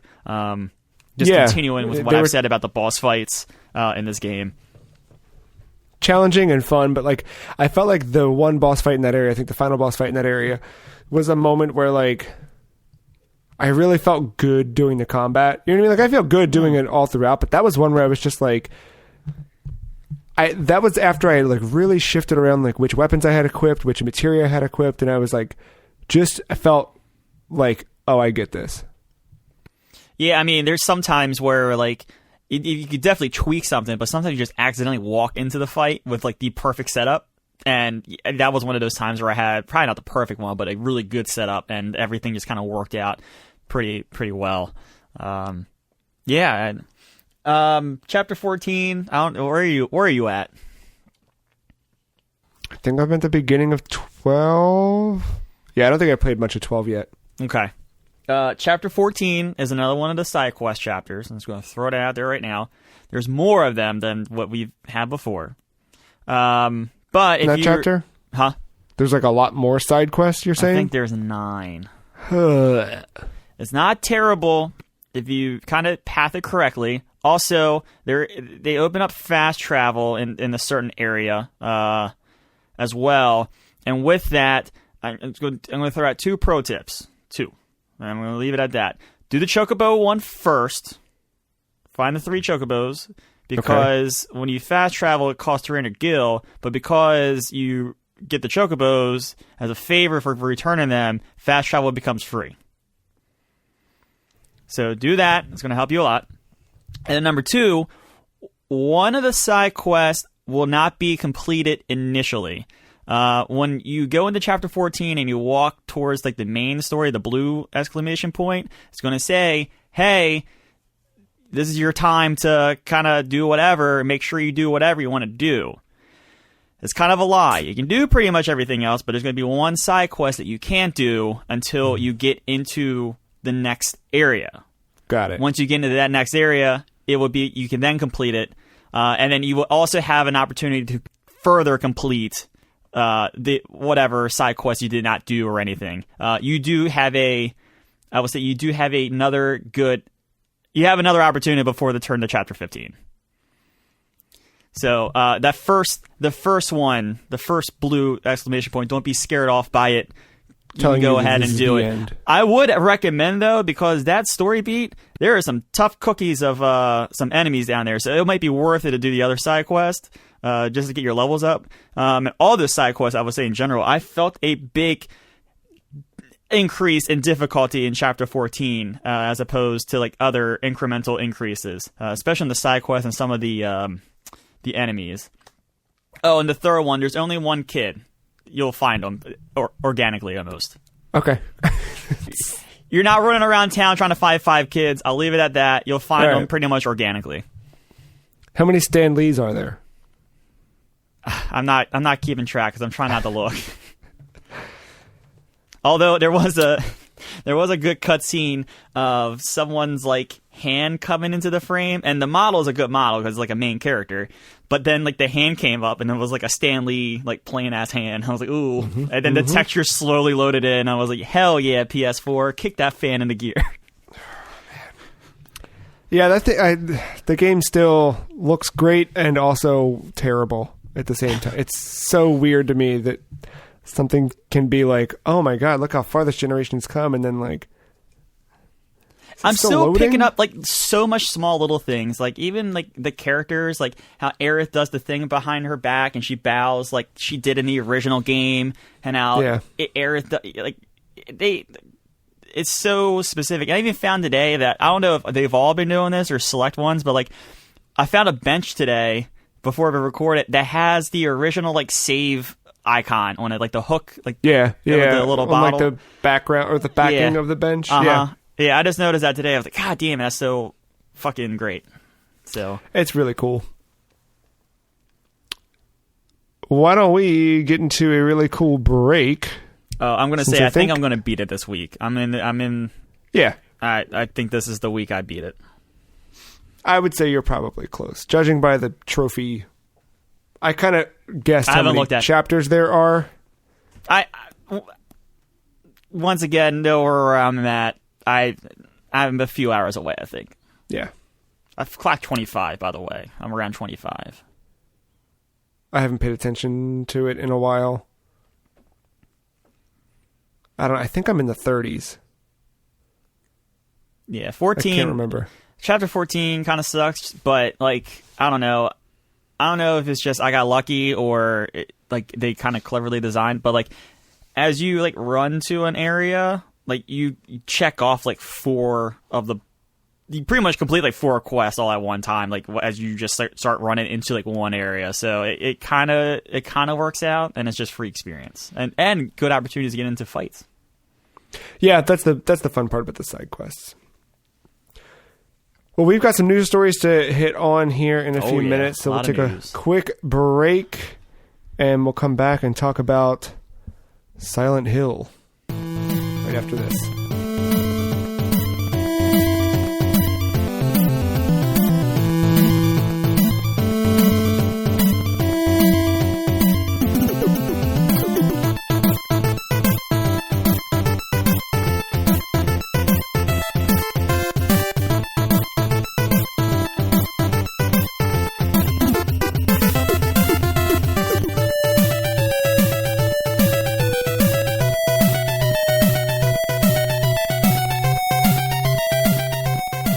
Matt, another week, another Silent Hill rumor has hit the streets. This time, coming from Reset Era, an insider posted some information, and then a mod on the forum verified the information. So this happens frequently enough on different sites where someone will say, hey, I know a thing, and then they go to post it, and mods take it down. In cases like this, we talked about NeoGAF a little bit ago, and that was something that happened on NeoGAF quite a bit back in the days. People would go there, they'd post things, and it'd be removed unless they could prove it to the mods that the source was at least legitimate. So this seems to be as legitimate as possible. A user by the name of Catharsis T said, the only thing I can 100% confirm is the Silent Hill reboot with Toyama, Ito, and Yamaoka. It'll be announced in the next few months. Stepping in now before it gets derailed. This is Transistor, I believe a mod. Staff has verified the information this user has on this subject. And when asked about whether it's about access to such information or the information itself, the staff has verified the information. The user Catharsis said, it's a PS5 exclusive since it's developed internally by Japan Studio. Might come to PC a few years later, but I highly doubt it. They're doing that because they're getting most of the financial revenue. It's a system seller and to keep the exclusive. So this is kind of the original thing we heard a way before we heard that Sony was going to buy Konami and that fucking Microsoft was going to sell champagne to fucking Europeans or something, we heard that the original director, artist, and composer are all working on the project. This is separate from any Kojima stuff. This is none of that. This is just, hey, Silent Hill. The original people that later went on to make Siren. That whole team out of Japan studio doing a Silent Hill reboot. I think at this point I'm kind of like good on anything until we get some official information. And this is the part of the video game reporting that I just fucking can't stand. It's just rumor.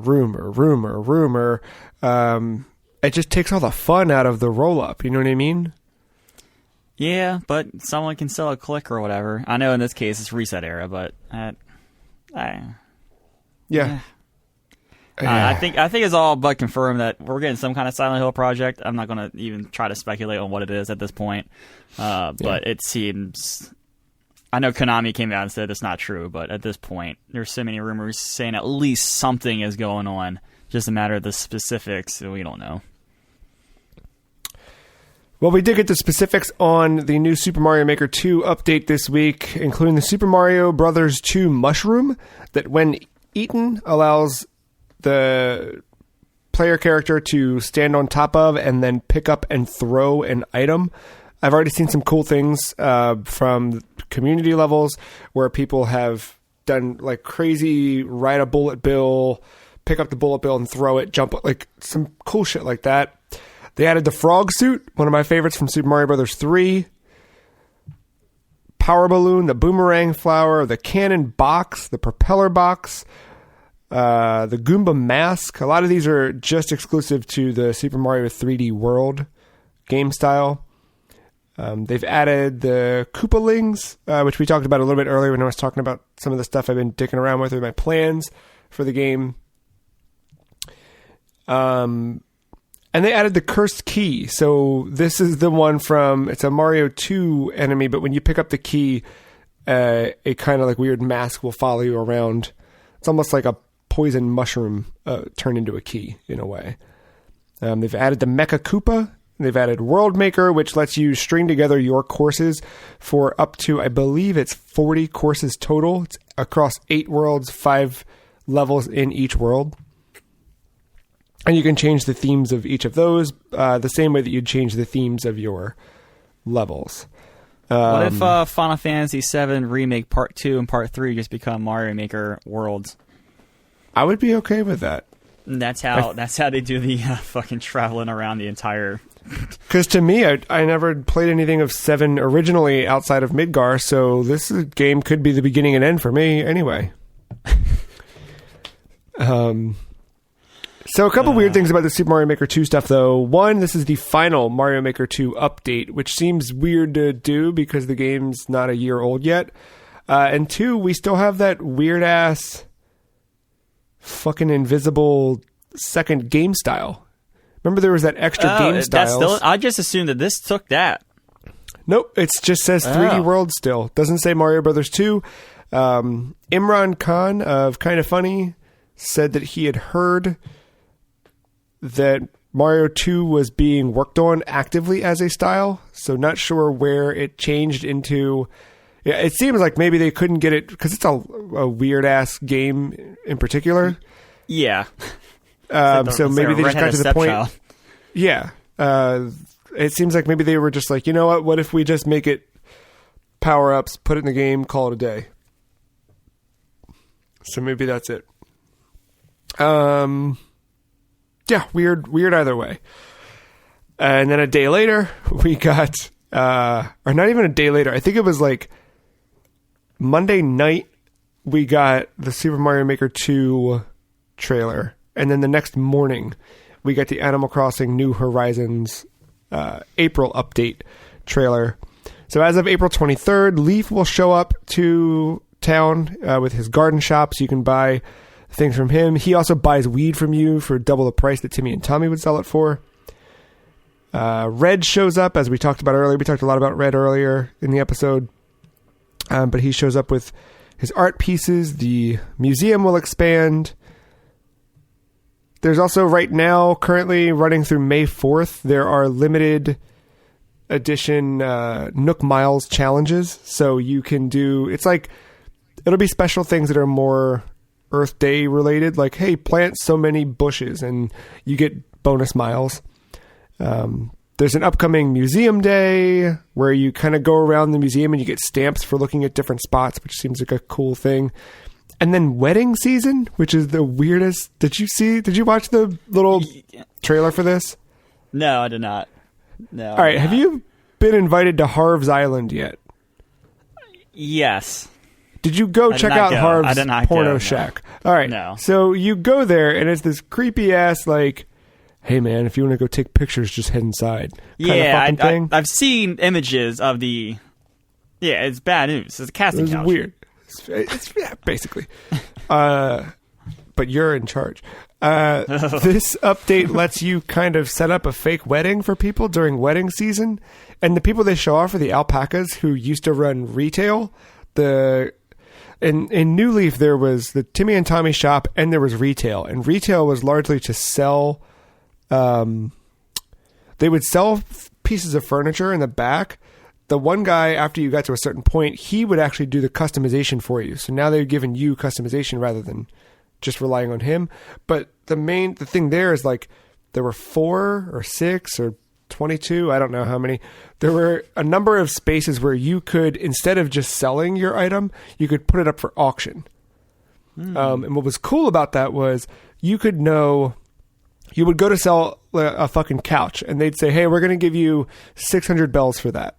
Well, the math was always that your villagers wouldn't pay more than 4 times the price of an item, but they would pay up to. So if you were going to get 600 bells for it, you could put it up on the auction place for $23.99, and one of your villagers would come in and go, I have to buy this. I literally remember there would be things I'd put up for sale, and there'd be a villager standing in the shop. I would walk up to them and just physically bump into their character model, pushing them around the store until they made because inevitably they would see something that catches their eye. So I would just push them around until they got it. And if they didn't, I would like put a new thing down and then leave and come back in the store and like push them around until they did it. And they'd always say to you, like, I don't know, I shouldn't buy this, should I? I'm like, yes, you should. That was another good source of income for me, was just grifting the villagers. Jesus Christ. You're worse than Tom Nook. Learn from the best, forget all the rest.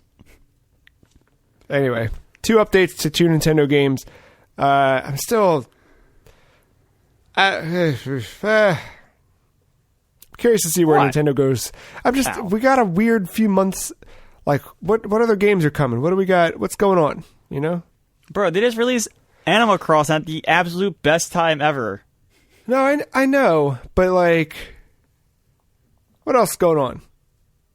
You know? Obviously, right now, things are a little fucking weird, but we'll see. You got special Splatoon demos. Spoiler alert. Yeah, that's true. That's true. We do have Death Stranding coming to PC a month after its original intended date. Now scheduled for July 14th, 2020, as Kojima Productions has temporarily closed amidst work from home requirements.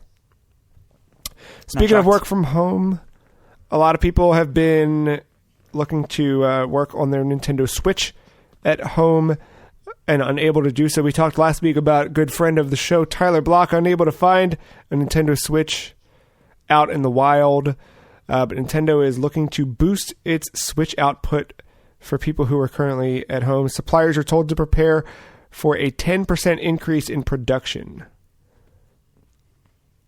Which is good, man. That thing fucking is just gone.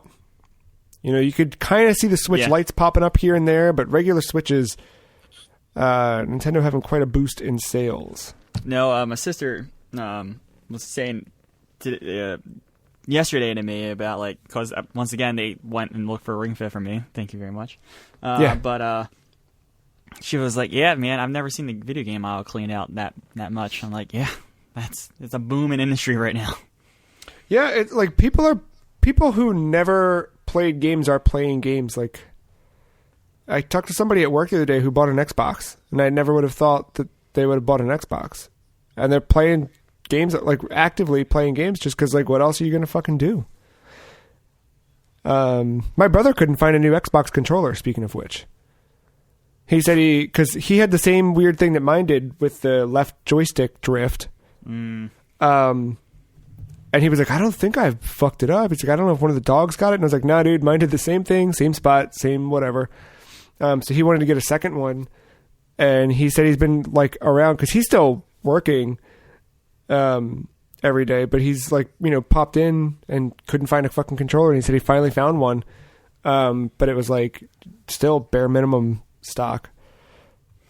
Yeah, and when you dig into this this article a little bit, like some of the things, like the part suppliers, like the orders that are coming in for April, June are 50% larger than what they originally planned for. So like Nintendo's trying to do their best. It's just a matter of if they can get the hands on the parts, and that kind of goes with what we were talking about last week with the PlayStation 5, where they can get the things, like they can put the PlayStation 5 together. It's just a matter of how many parts they have to put the PlayStation 5s together, and that will equal how many PlayStations are out there in the wild. So, like, that seems to be the biggest area affected by all this, is the actual parts, the actual getting of the parts, not so much assembling all of it.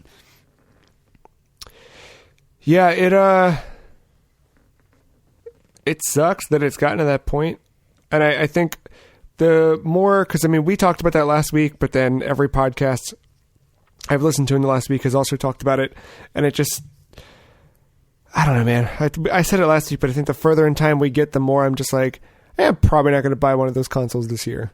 Like, if I do, great. But I'm like, right now, I've kind of like resigned to, that's fine. I'll get it when I get it. Like, I'm not looking forward to like a fucking bloodbath of.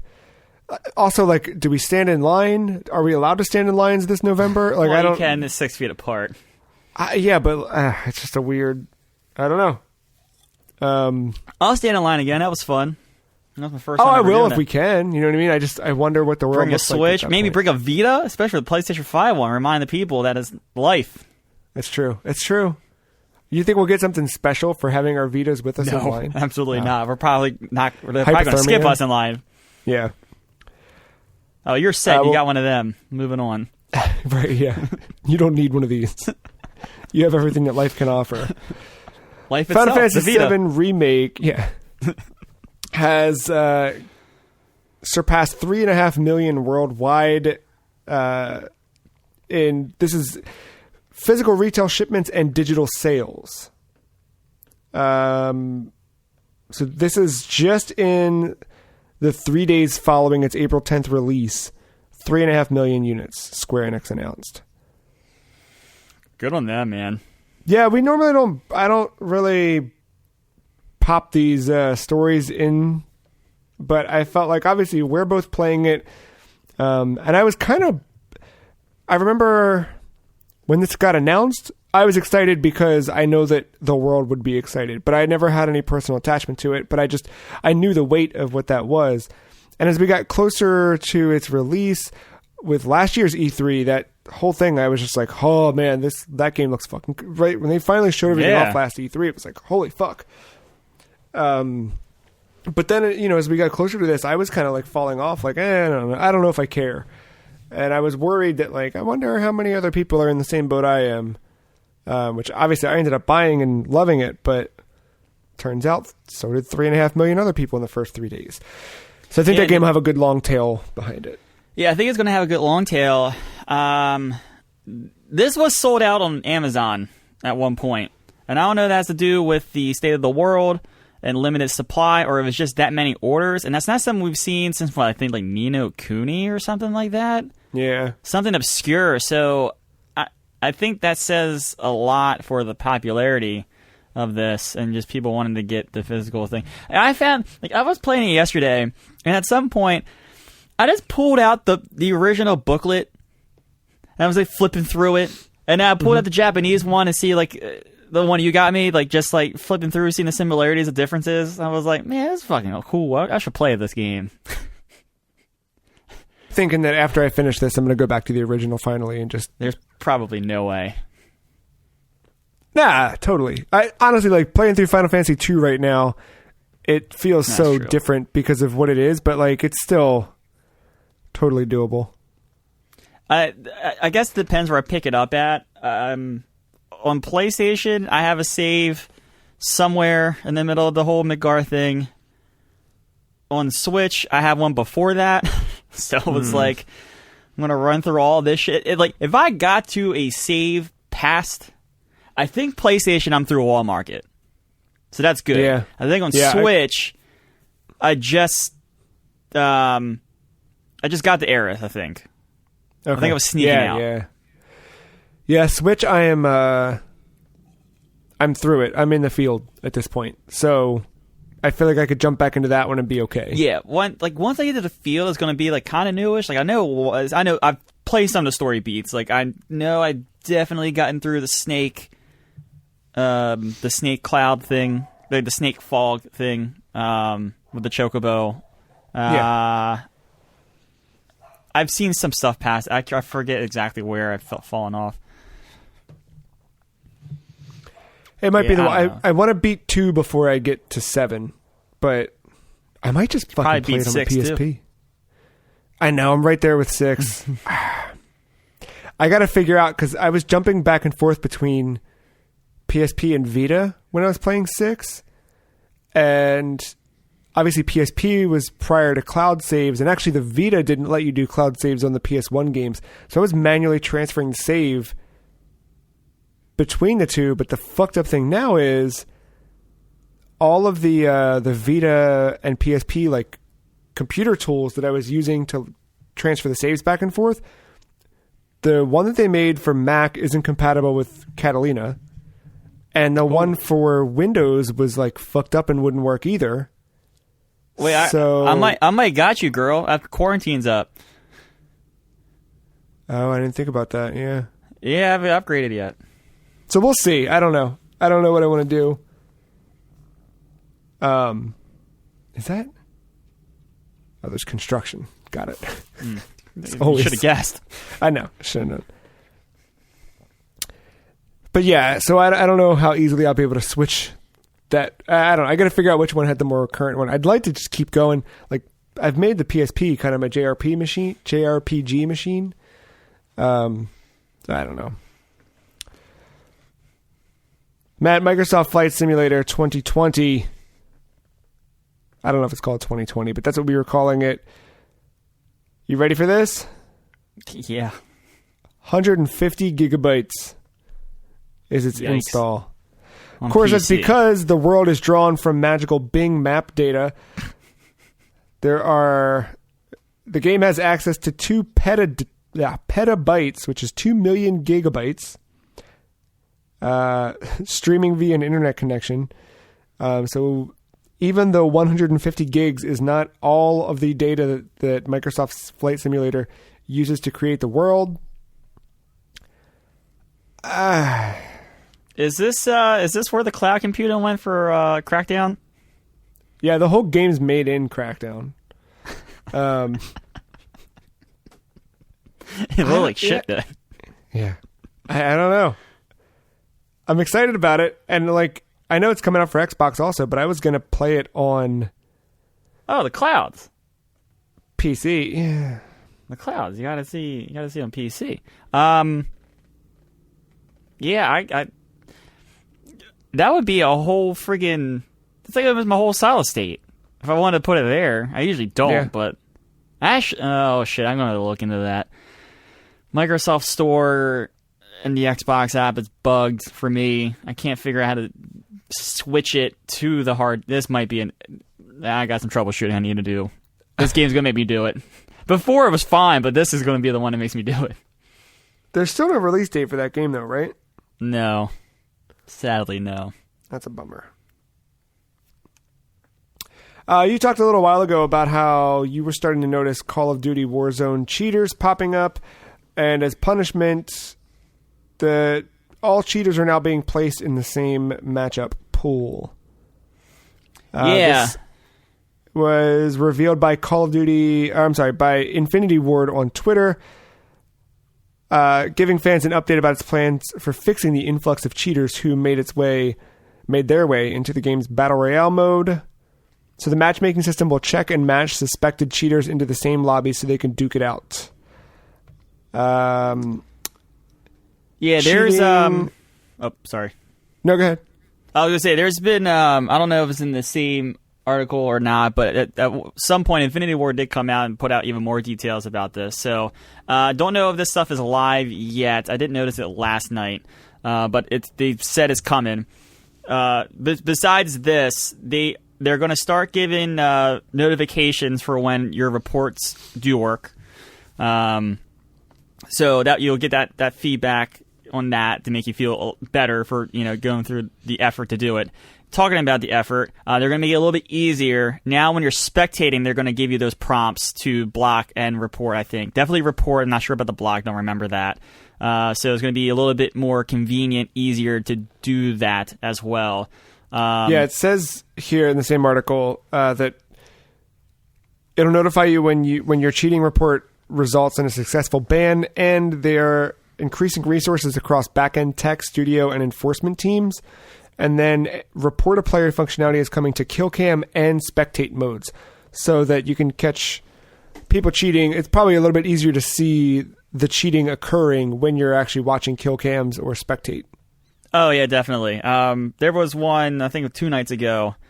I was like, ooh, that seems suspicious.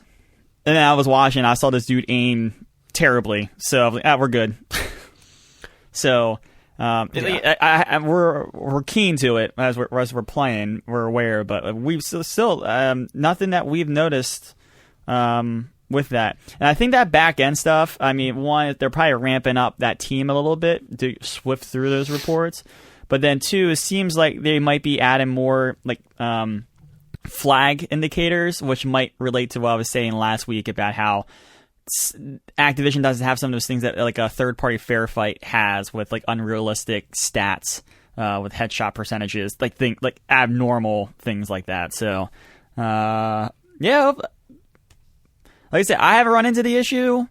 Everyone seems to be happy about these. The community seems to be happy about these changes, so I think we're in good shape here. Matt, there's a new Crash Bandicoot game. This isn't. No. This is it's a new Crash Bandicoot game. Is it on PlayStation? No. Yeah, you see, that's why I'm not excited. What platform is it on, Joe? What if I tell you the name of the game? Can I tell you the name of the game? Maybe you'll be excited about it. Go for it. Crash Bandicoot mobile game. Great. Sorry, it's just called Crash Bandicoot Mobile. The game's not in there. This is soft launched for Android devices via Google Play across select regions. So we knew about this back in like February. The game was leaked in Facebook ads. And it is developed by King, makers of Candy Crush. It's a temple run style auto runner. You play as Crash and Coco. You team up to take on Dr. Neo Cortex's mutagen henchmen across the multiverse. And it's a lot of into-the-screen platform action. Free-to-play status. There's wait timers built into the game. No microtransactions right now during its soft launch, but more than likely that's kind of probably what you're looking at. So this is going to be more like a bit trip, where it's not like an endless runner per se. It's more in that scheme, but with actual levels. That's not terrible. Now, you were a big fan of the Sonic. Dude, that one is so good. So are you going to be here on day one when it soft launches on iOS? I'll check it out. Or fully launches on iOS? I'll check it out. I like my fair share of mobile garbage. I played a lot of Dr. Mario, I'm going to remind you. Yeah, I don't know why. Yeah, I don't know why either. There's probably other shit on here that I played a bunch of that was absolute garbage. I went through my iPad. I was looking at I had like a games folder on my iPad. I was like, I haven't touched any of this shit at all. You want to know what I've been playing a lot lately at night? Because I'm just sitting there restless. Playing Uno on my iPad. All right. How's that? Is it like linked up with Xbox achievements or something? No, just Uno. Just Uno. Yeah. Right. I like the 2v2 stuff where like it's you can see your partner's hand, but it's like you're like a turn away from each other. So like you can keep skipping back and forth, doing shit like that. I don't know. Something is stupid. Speaking of trash. So I typed Uno into the App Store, and there's Uno PlayLink. Play Uno locally on PlayStation 4. Wow, look at that. So you would buy Uno, and then it seems like a Jackbox version of Uno. Hey, what do you know? Interesting. Yeah, but just doing, I don't know, something stupid when I don't feel like thinking a Picross puzzle. Yeah, my bedtime has been Bob's Burgers and Final Fantasy 2. So I've got this I've had weird dreams lately that I don't quite know how to explain, but they're a combination of the two. Combination of the two, this is a bad segue. Red Dead Redemption 2 is coming to Game Pass. Not even going to try. May 7th, Game Pass. Players will get to take a ride on the back of a horse through the world of Red Dead Redemption 2. A little side note, the day that Red Dead joins Game Pass, Grand Theft Auto 5 leaves Game Pass. So... Smart. Is that about, 3-ish months? Is that kind of how long GTA was on there? Yeah, I think so. Seems right. It was like right around the holidays, right? Yeah, I feel like it was like right after, so maybe 3 or 4 months. So I don't know if that says anything about how long to expect Red Dead to stay there, but yeah, I guess if you haven't played that game yet and you really wanted to, it's real smart. You have all those people in Game Pass that maybe I know we checked it, but I'm sure some people stuck around for a bit, and then you just pivot that audience to Red Dead Online, and then have them play Red Dead 2. Like, yeah, it's not a terrible business strategy there by Rockstar. We talked about business strategies within the WWE last week, and it is official. We spoke last week about the rumor from a former developer on the WWE games who stated that he had heard 2K21 not happening. But per the WWE earnings call, near the end of the call, a WWE 2K21 will not be coming out. And then 2K followed up on Twitter. This is the interesting part, saying, we'll be sharing details on the future of the WWE 2K franchise, as well as some exciting news on Monday at 7 Pacific time, 7 a.m. Pacific time. So a couple hours from now, we'll know what the hell they're talking about. What do you think, if you had to guess? I think I'm going to stick with mobile. It's something mobile. Remember, they had that What's weird... the exciting news? The mobile part. There's a game coming. Yeah, but you don't say it's exciting for 2K because they're going to make money. Yeah, but they're not going to say exciting news to the public, to people on Twitter. Are you kidding me? You can't say this game's not happening, but here's something exciting. So they got to be doing something. Yes, you can. They need to have it be a mobile game. Yes, you can. If that were the case, you wouldn't call it exciting. You would just say, we'll have details about the future of the franchise or some shit. You know what I mean? They wouldn't say exciting news. They said that. They said the future of the WWE franchise, but here's some exciting news. Exciting. They did both. If they were just doing a mobile thing, they would leave it at that. It's a mobile game. It's a mobile game, and yeah, they're going to say all the things we already know, but it's just going to be formally from 2K because it came from the earnings call. All right. Time will tell. The clock's ticking. All right, so this is a weird one. Or do you think they fixed the game? That could be the other part. They fixed 2K20. No. Okay, all right. Then mobile. Mobile it is. No. Nintendo has announced the discontinuation of the Nintendo Network ID sign-in.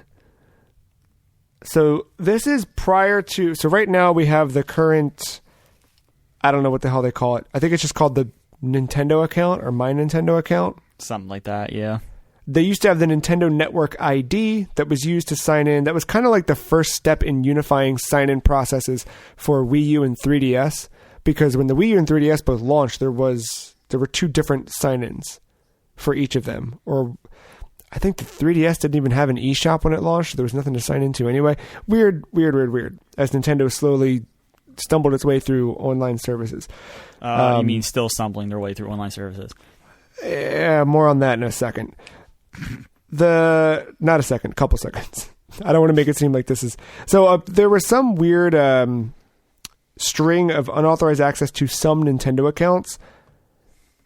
And basically as a precaution, the Nintendo is going to discontinue the ability to use a Nintendo Network ID to sign into a Nintendo account. So basically right now you have your Nintendo account. And if you just created, let's say you bought a Switch in the last 6 months, you set up a Nintendo account, you're good. But with that account, you could sign into it using Google, Facebook, or a Nintendo Network ID, one of those old Wii U 3DS accounts. And they're now discontinuing that option as a security precaution. If Nintendo has reason to believe that your account was accessed without authorization or any transactions were made without your authorization, they're reaching out to work to give you information on how to reset your password. And Nintendo strongly encourages users to enable two-step verification for the Nintendo account if not already enabled. Another weird... So that was kind of like... I didn't even realize that was kind of happening until I saw that press release hit. But along the way of some of the like little mini weird announcements that were happening with Nintendo announced a fucking My Nintendo app in Japan. Did you look at that at all? I saw we talked about it in the group chat, whatever screens or whatever was talked about there, yeah. It's fucking badass. So it shows you your play history from your Switch, 3DS, and Wii U. You can watch Nintendo Directs through the app. You can make purchases, and then they made a little mini update to the eShop. They did this actually on the real Switch and through this app. But you can, as you like kind of hover over a title, it'll now like show you quick little images, like previewing the title instead of just showing you the title card. So it slows down the eShop a little bit, but but no word on that app coming to America, which I'm still running the parental controls app on my Switch and my phone just so I can see like how much time I'm spending. But I'm a fucking sucker for that data, and the fact that that app exists and I can't get it, making me lose my mind. Yeah, I can't wait for a week from now when I can see how many hours I've played Picross for now. Yeah, see, like that sucks so much. And even like Animal Crossing, like I think I crossed the 115 hour mark, but I don't know specifically. I don't know if I'm at 115 in 30 minutes. I don't know if I'm at no idea. Yeah. No clue. Phil Spencer tweeted this week, reviewed plans yesterday for continued sharing through launch. Team is doing great work and adapting. I've never been more excited about Xbox plans. We've heard you. You want transparency and authenticity. We plan to keep showing that way. Next step is not too much of a wait. Games, in parentheses. This is an interesting tweet to me for a couple reasons. One, we had that Bloomberg story about PlayStation last week where it seems very much like PlayStation should delay the launch of the PlayStation 5 for production reasons, price reasons, but also the fact that now we're getting into the point where software development is going to take a hit because internal or not, studios aren't developing actively the way that they were developing 3 months ago. You're not, especially, right? I imagine maybe a Naughty Dog or, someone first part, maybe not Naughty Dog because they've got Last of Us 2, but we have a story coming up in a little bit. Maybe Guerrilla Games might be working on something for launch of PlayStation 5, let's say. You think all of those people are taking home dev kits and working as they work from home? Like, that kind of stuff is going to slow down. And, like, how does that impact the launch lineup of games, the subsequent, like, launch window after that? So hearing him come out and say this is cool. And I think, honestly, Xbox might have a leg up on that side of it, because they don't necessarily have to worry about lugging dev kits back and forth or making sure they're trusting people to take dev kits home with them, because for all intents and purposes, the Xbox Series X is a fucking PC. I mean, they're all PCs at the end of the day, but I feel like that one is more in line. Obviously, you still need to test it on actual hardware. You can't just hope for the best, but I don't know. It seems like it's exciting that he says that, but what does that mean? And what does that mean for... Because it seems like that story from Bloomberg last week kind of just said the PlayStation is not going to buck if Xbox is still moving forward with this holiday. So if Xbox is full steam ahead, what is... I don't know. What are these launch lineups? What are these consoles? What is the pricing? What are the games at this point? I don't even know. Well, we're going to find out soon, according to Phil here. It's just, I think everything's just so down on the console because there are no games announced, right? Yeah. And it being delayed because of what's going on, that's one thing. But like the fact that I can't even speculate, like if X game on PlayStation can get delayed. What's exciting about Xbox, is we know we have Halo, but I also know I have Halo on my PC already, which is like right next to me right now. I don't know. PlayStation can't buck. I think they've learned their lesson from 2 generations ago about. I mean, they eventually caught up and I guess outsold everything when they bring in the worldwide numbers, but like they don't want to stall if they don't have to, and they're not going to, because this just seems, the closer we get to this, like week by week, as we keep seeing these little drops of news, whether from Bloomberg, Video Game Chronicle, they're due next week. We don't have their story for next week yet. Right. So like, I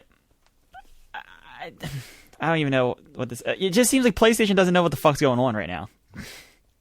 No, and there's another piece out of that Bloomberg story we didn't talk about last week, but that Jim Ryan is adamant about a global launch, which further makes this a weirder story. I mean, Phil Spencer had said the same thing about Xbox Series X, but if it's a global launch, that means that there's even fewer units coming out. You know what I mean? It'd be the first time that PlayStation would have a global launch, which is exciting for them, but it just seems like... My concern with PlayStation is it goes back to that rumor about the thermals, right?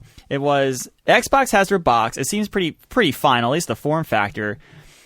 So like I'm confident that they can get their box out. I don't think the PlayStation dev kit is entirely done yet. I think they're still tweaking things, and one of them was the rumor about the thermals, where it would make sense for a console to go top down, much like a PC and like the Series X, but PlayStation doesn't want to seem like they're copying, so they're trying to stick with traditional horizontals, and I think that's going to fuck up. I think that rumor might have some credibility to it because we don't have the box yet. Yeah, the further that we go along without seeing the box, the more worried I am. And I'm trying to remember, like... We didn't see the PlayStation 4 box until E3. That was in June. But I don't know. I wasn't worried about... I don't know why I wasn't worried about it then. I don't know if there was not rumors. I don't know if I just wasn't as in touch. I think, honestly, the... Knowing back then...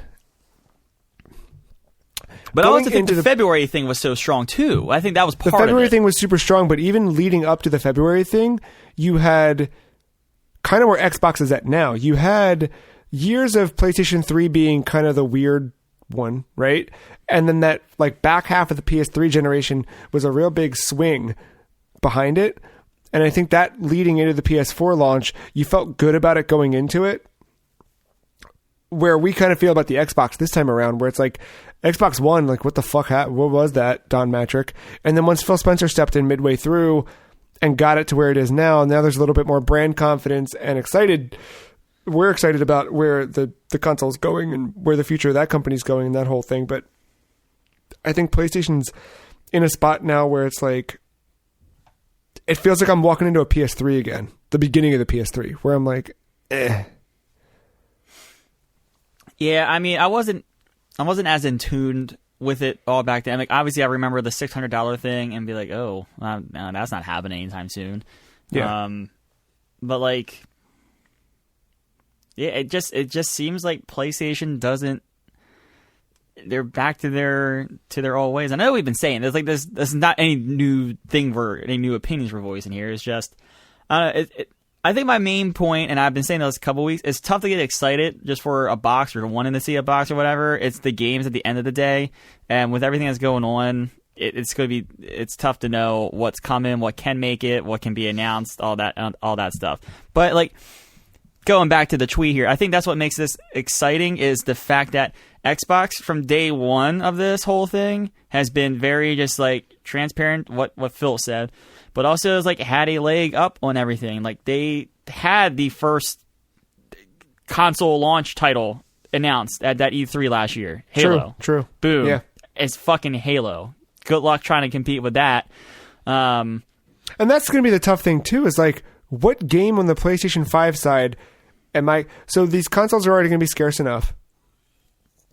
Like, Halo's been in development for 22 years, so it's probably going to be ready. Like, I don't anticipate that Halo is one that is maybe like harshly affected by working from home or any of the weird shit going on right now. I wouldn't assume. I mean, probably naive to assume that it's not affected because everything's affected, but I don't know. I feel like Halo's a big one, and it's like, what are you going to put up against Halo 1, right? Like, but 2, if I'm in the market for both and I can't find a PlayStation, but I can find an Xbox, and Xbox has the new hot Halo, like, I don't know. Like, I kind of understand why PlayStation is being so adamant about hitting the launch this year and fuck the price, let's just get out the door. But I don't know. I don't know. They're taking time for the ear picture, so they're doing something right. That's true. Yeah. Get your custom ears. Yeah. Splatoon 2. I was going to say, it's exciting that we might see some more games come. I would hope that when he says next step is not too much of a wait, I think it's third and first party. I don't think it's just first I think so party. too. Yeah. But we are also, I mean, just over a month out from when we would have been seeing games. So we're at about the right time frame. Yeah, I'm also not going to get like too hysterical about this until like July and we don't see anything. Because think about it, June would have lined up for everything, or people would have been doing their events before E3 and not after if they were doing their own separate thing. So yeah. Well, it would have been that, but we also would have, by this point, we would have started to see the leaks, which, as much as I hate leaks, Walmart like, Canada, those are at least like the sort of like stepping stones to E3 where you're like, okay, this is coming. It's just been very quiet on that front. To further prove that Splatoon 3 is on the way, Splatoon 2 is receiving a special demo. The game will be playable from April 3rd to May 6th for free for everyone. This will also include a free 7-day trial for Nintendo Switch Online if you already have the online what's it called? Service? Jesus, sorry, Matt. The game will be on sale also, so I think it's currently on sale, or throughout that whole duration it'll be on sale at a 30% discount. And finally, there kind of a Splatfest Redux happening May 22nd to May 24th. So this is the very first Splatfest for Splatoon 2 that happened, I think, during like it was like a beta test. It was before the game even came out. And this is Team Cum or Team Blood? I mean, Team Mayo or Team Ketchup? That'll be from Friday, May 22nd through Sunday, May 24th. I didn't realize this. I didn't read the full thing, but the press release here says, just as a reminder, Team Mayo took the crown the first time. We'll see if Team Ketchup can catch up this time around. Got him. So thank you for that press release, Mark. Yeah, I mean, but remember, we haven't had this conversation for a while. But what team is Marino on? The Blood. Catch up. All right, so there's the popular vote. Yeah, but I think she did get the popular vote, but then the better players were on Team Mayo. Yeah, so but once you get the popular vote, all you need to do is just take one of the two. You don't have to take both. But halfway through Splatoon 2, they changed how Splatfests are graded. Remember, it was like a couple Splatfests in, they changed the grading of it. I think it was something like... I can't... There's 2 different battle statistics now. I don't remember. And then this is kind of currently still running, if you're interested, for a couple more hours. A Maximus Cup, the 12th Maximus Cup in Tetris 99 is running. You can earn an in-game Ring Fit Adventure theme. Cool. So this started on Friday.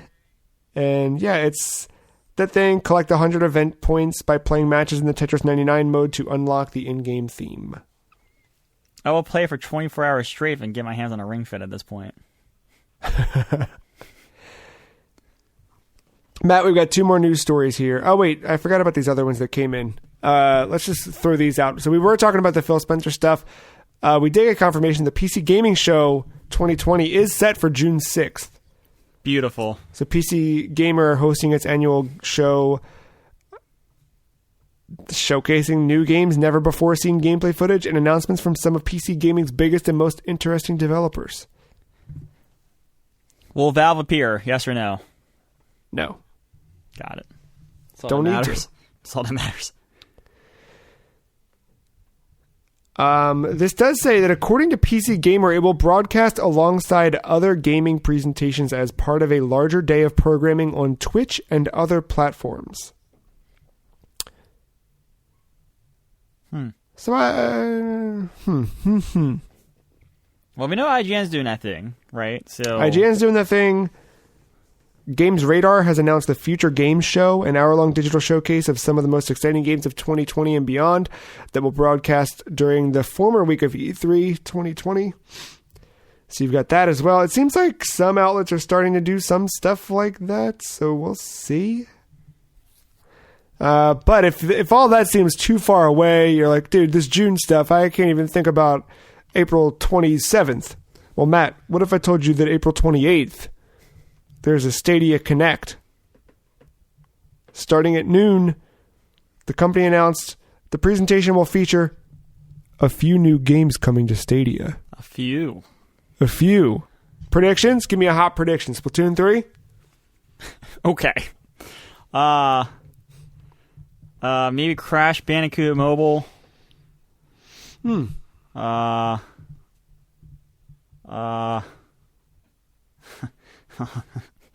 to think so. Picross, solid. Yeah, just bring over some of the bangers. Some old WiiWare shit. I mean, dude, you know what? Honestly, if you put Castlevania Rebirth out on Stadia, I'll sign up for that free account they're giving out. No, you're not. Because I want to play that game. I know they won't. I would if they did, but they won't. No, you're not. No, they won't. They won't, but I would. No, you wouldn't. That requires you using Google Chrome. If I could... All right. And some might say our biggest news story of the week, the gathering of the Juggalos has been postponed until next year due to COVID-19. Wait, is this different than the Stadia Connect? No, same thing. Same news story. You want me to read the whole statement? If you really want to, go for it. Psychopathic Records and the Insane Clown Posse live for the Juggalo family. For 20 consecutive years, the Gathering of the Juggalos has been the biggest family reunion on the planet, generating untold levels of freshness for thousands and thousands of attending Juggalos from all walks of life all around the world. With the global pandemic that is now affecting us all, we are dedicated first and foremost to the safety and health of our family. That said, at this juncture, it is with a heavy heart that we announce that due to COVID-19 outbreak, to the COVID-19 outbreak, we have no choice but to postpone the gathering until next year. This is not only a call we had to make, but one that the owners of the Nelson Lodge's Quarry Park, where the gathering was to take place, regrettably had to make as well. With tens of thousands of deaths due to the COVID-19 outbreak, we can't possibly in good conscience even consider trying to put on a gathering during these difficult times.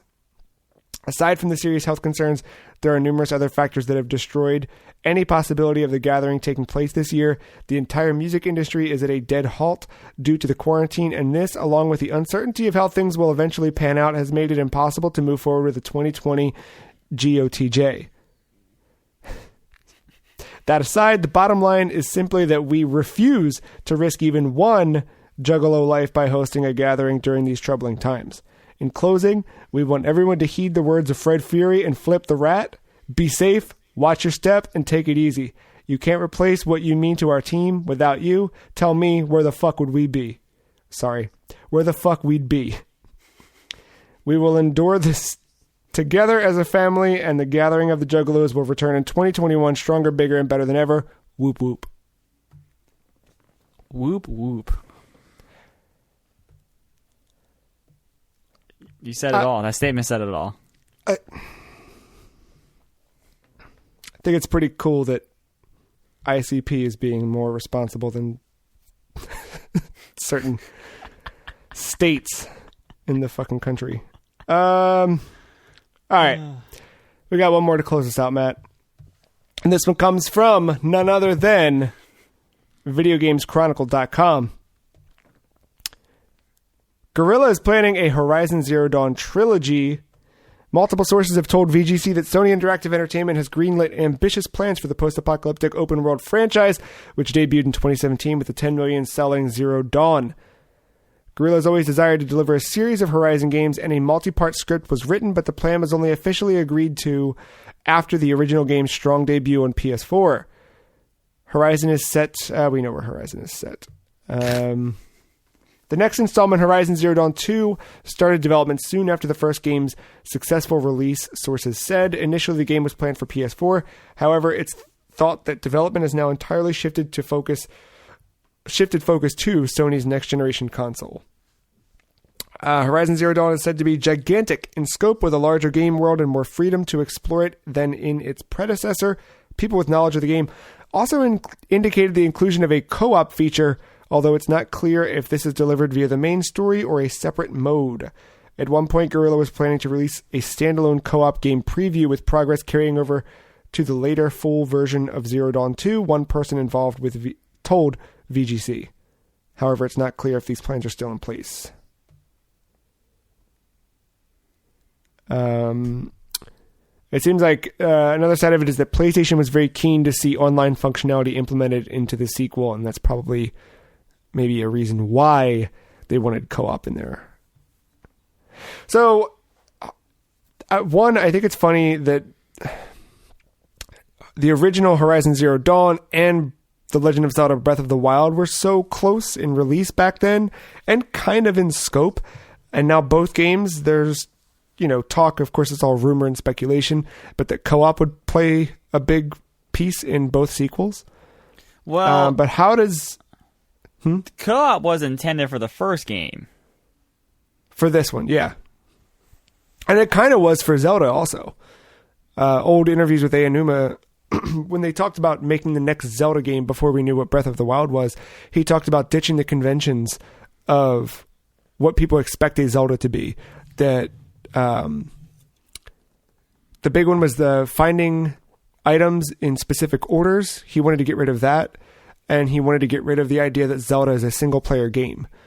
And that you had to do dungeons in specific orders. I think that was his other thing they wanted to throw away and reinvent.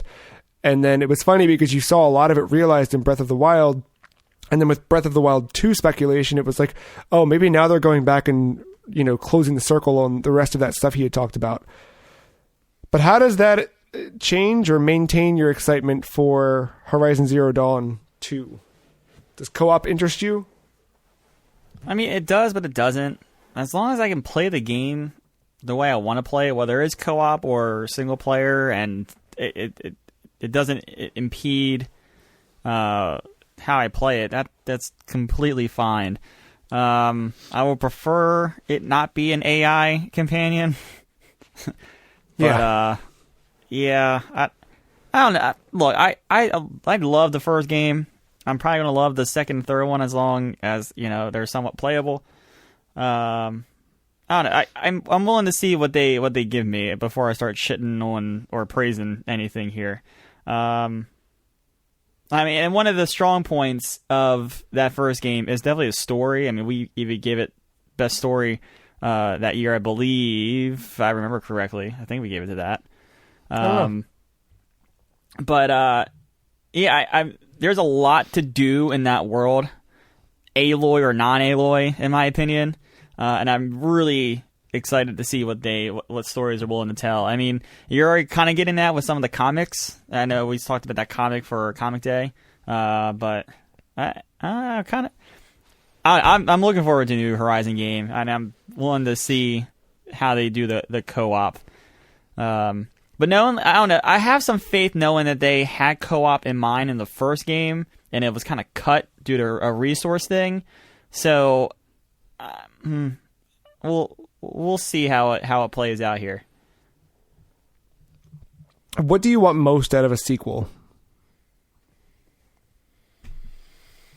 I really don't know. I would like to do the open world in a Ubisoft checklist thing. I think good open world games are starting to get away from the checklisty Ubisoft thing. I don't want it so open though, where it's barren and dry to the point where that was my kind of thing with Breath of the Wild. Breath of the Wild was great when I was in the moment to moment stuff, but going from one moment to moment was a little long. Same complaint I had with Rage 2, honestly. Rage 2 was fun to play, but it just took forever to find something. Yeah. And I just want to see them do something a little bit different with the open world besides, all right, find these 15 things, and then do this, and then go climb the Assassin's Creed tower to see the rest of that map. We've seen that formula done in numerous PlayStation exclusives, mind you, including Spider-Man. So, I don't know. I just want to see another mechanic. I'm curious to see, I mean, obviously the triggers and the bow and arrow, I can't wait to see how that plays out. Even if it's just gimmicky, I'm kind of curious to see what that does. I want some new ideas with the bows, as well as some new weapons, some dinosaurs, and maybe some more enemies on screen. I like when games you can kind of, and this is something that Days Gone did really well in that short span that I played it with, where you can have two enemy factions kind of duke it out, and you can cleverly manipulate the battlefield by having them attack each other. So. Having maybe do that with more in Doom also that. Yeah, that kind of stuff. So, having maybe other enemy human tribes against some of the dinosaurs, or maybe different opposing dinosaurs, corrupted versus non-corrupted, or stuff like that. So, I don't know. I think there's some things they can do, but I'm curious. I'm willing to see what they're going to show me, even if it is co-op. Would you want new traversal abilities? Yeah, why not? Give Aloy a motorcycle, or...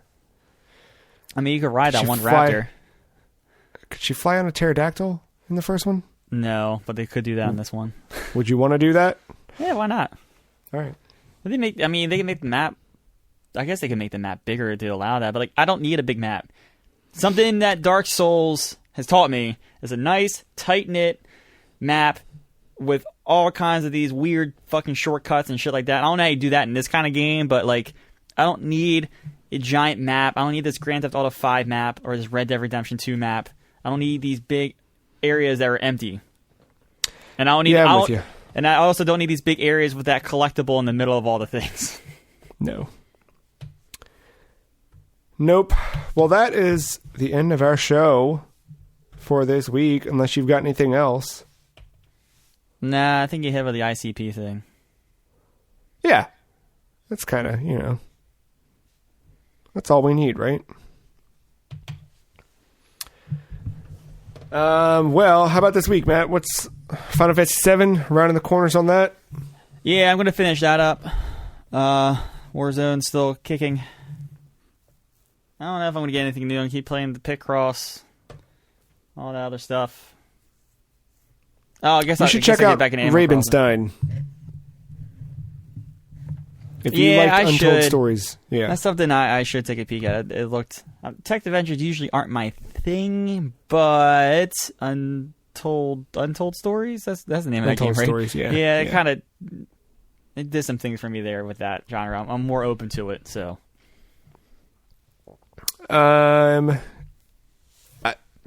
I know I will keep playing Animal Crossing and Final Fantasy. Everything else has just been like a surprise for me, so I'll keep dicking around with old Game Boy games and who the fuck knows what else. You did Turok graciously... Yeah. Huh? Yeah, I was going to say, you did graciously gift me Turok 2, so I might jump into some of that over there on Steam. And that's like the remastered kind of version of that also, right? Kind of like I didn't really see. I saw Turok 2, Seas of Evil, and I was like, I'm never going to play this. Here, someone can take it. Speaking of never playing, here's a dumbass thing that I've been considering. Playing DC Universe Online again. Currently, there you go. Right now, all of the stuff you used to have to pay for with a membership is free. Wow, look at that. For like 2 more weeks. And I'm like, but then I start remembering like the gameplay, and I'm like, do I care? Probably it's one not. Of those. It's an MMO. It's one of those. Yeah, but I feel like if I go down the MMO route, I should just go play Final Fantasy 14. You're really headstrong into that Final Fantasy stuff, aren't you? I want 14, but I'm waiting for 14 because there's an update coming to the game that just slipped. It was supposed to be out in June, but it got pushed to July as everything's getting slipped. But it's going to change up some of the opening bits because a lot of the stuff that people who've played through all of each campaigns have said that A Realm Reborn stuff is the weakest part. Like every expansion is just better and better and better, but it's all tacked on. So you can't really get to that. You can buy a level skip and jump ahead, but then there's no way to go back to that original content. So I had talked to people who played the game and was like, should I just buy the skip and jump to the newest stuff or whatever? And it's kind of like the consensus I got from just community threads and from people I directly asked was like, it sucks, but you should totally play through that slog of bullshit so you kind of understand how to play the game. And then that just, every time I've tried to do that, I do it for like 5 to 10 hours and I'm like, what the fuck am I doing? And then I stop. But there's a redesign that's going to make all that stuff less what the fuck am I doing? So I really want to play it, but I'm kind of like, I should wait until that get what you're waiting for out. now. No, I don't blame you there. Yeah. It's always Destiny. There is always Destiny. I don't think I want that either. No, I don't want that. No, I'm just fucking around, you know? That's the name of the Magic. game. I'm itching for a card game. I hope I get Artifact news. That's got to be coming soon, right? Yeah, I hope so. Yeah, it should be.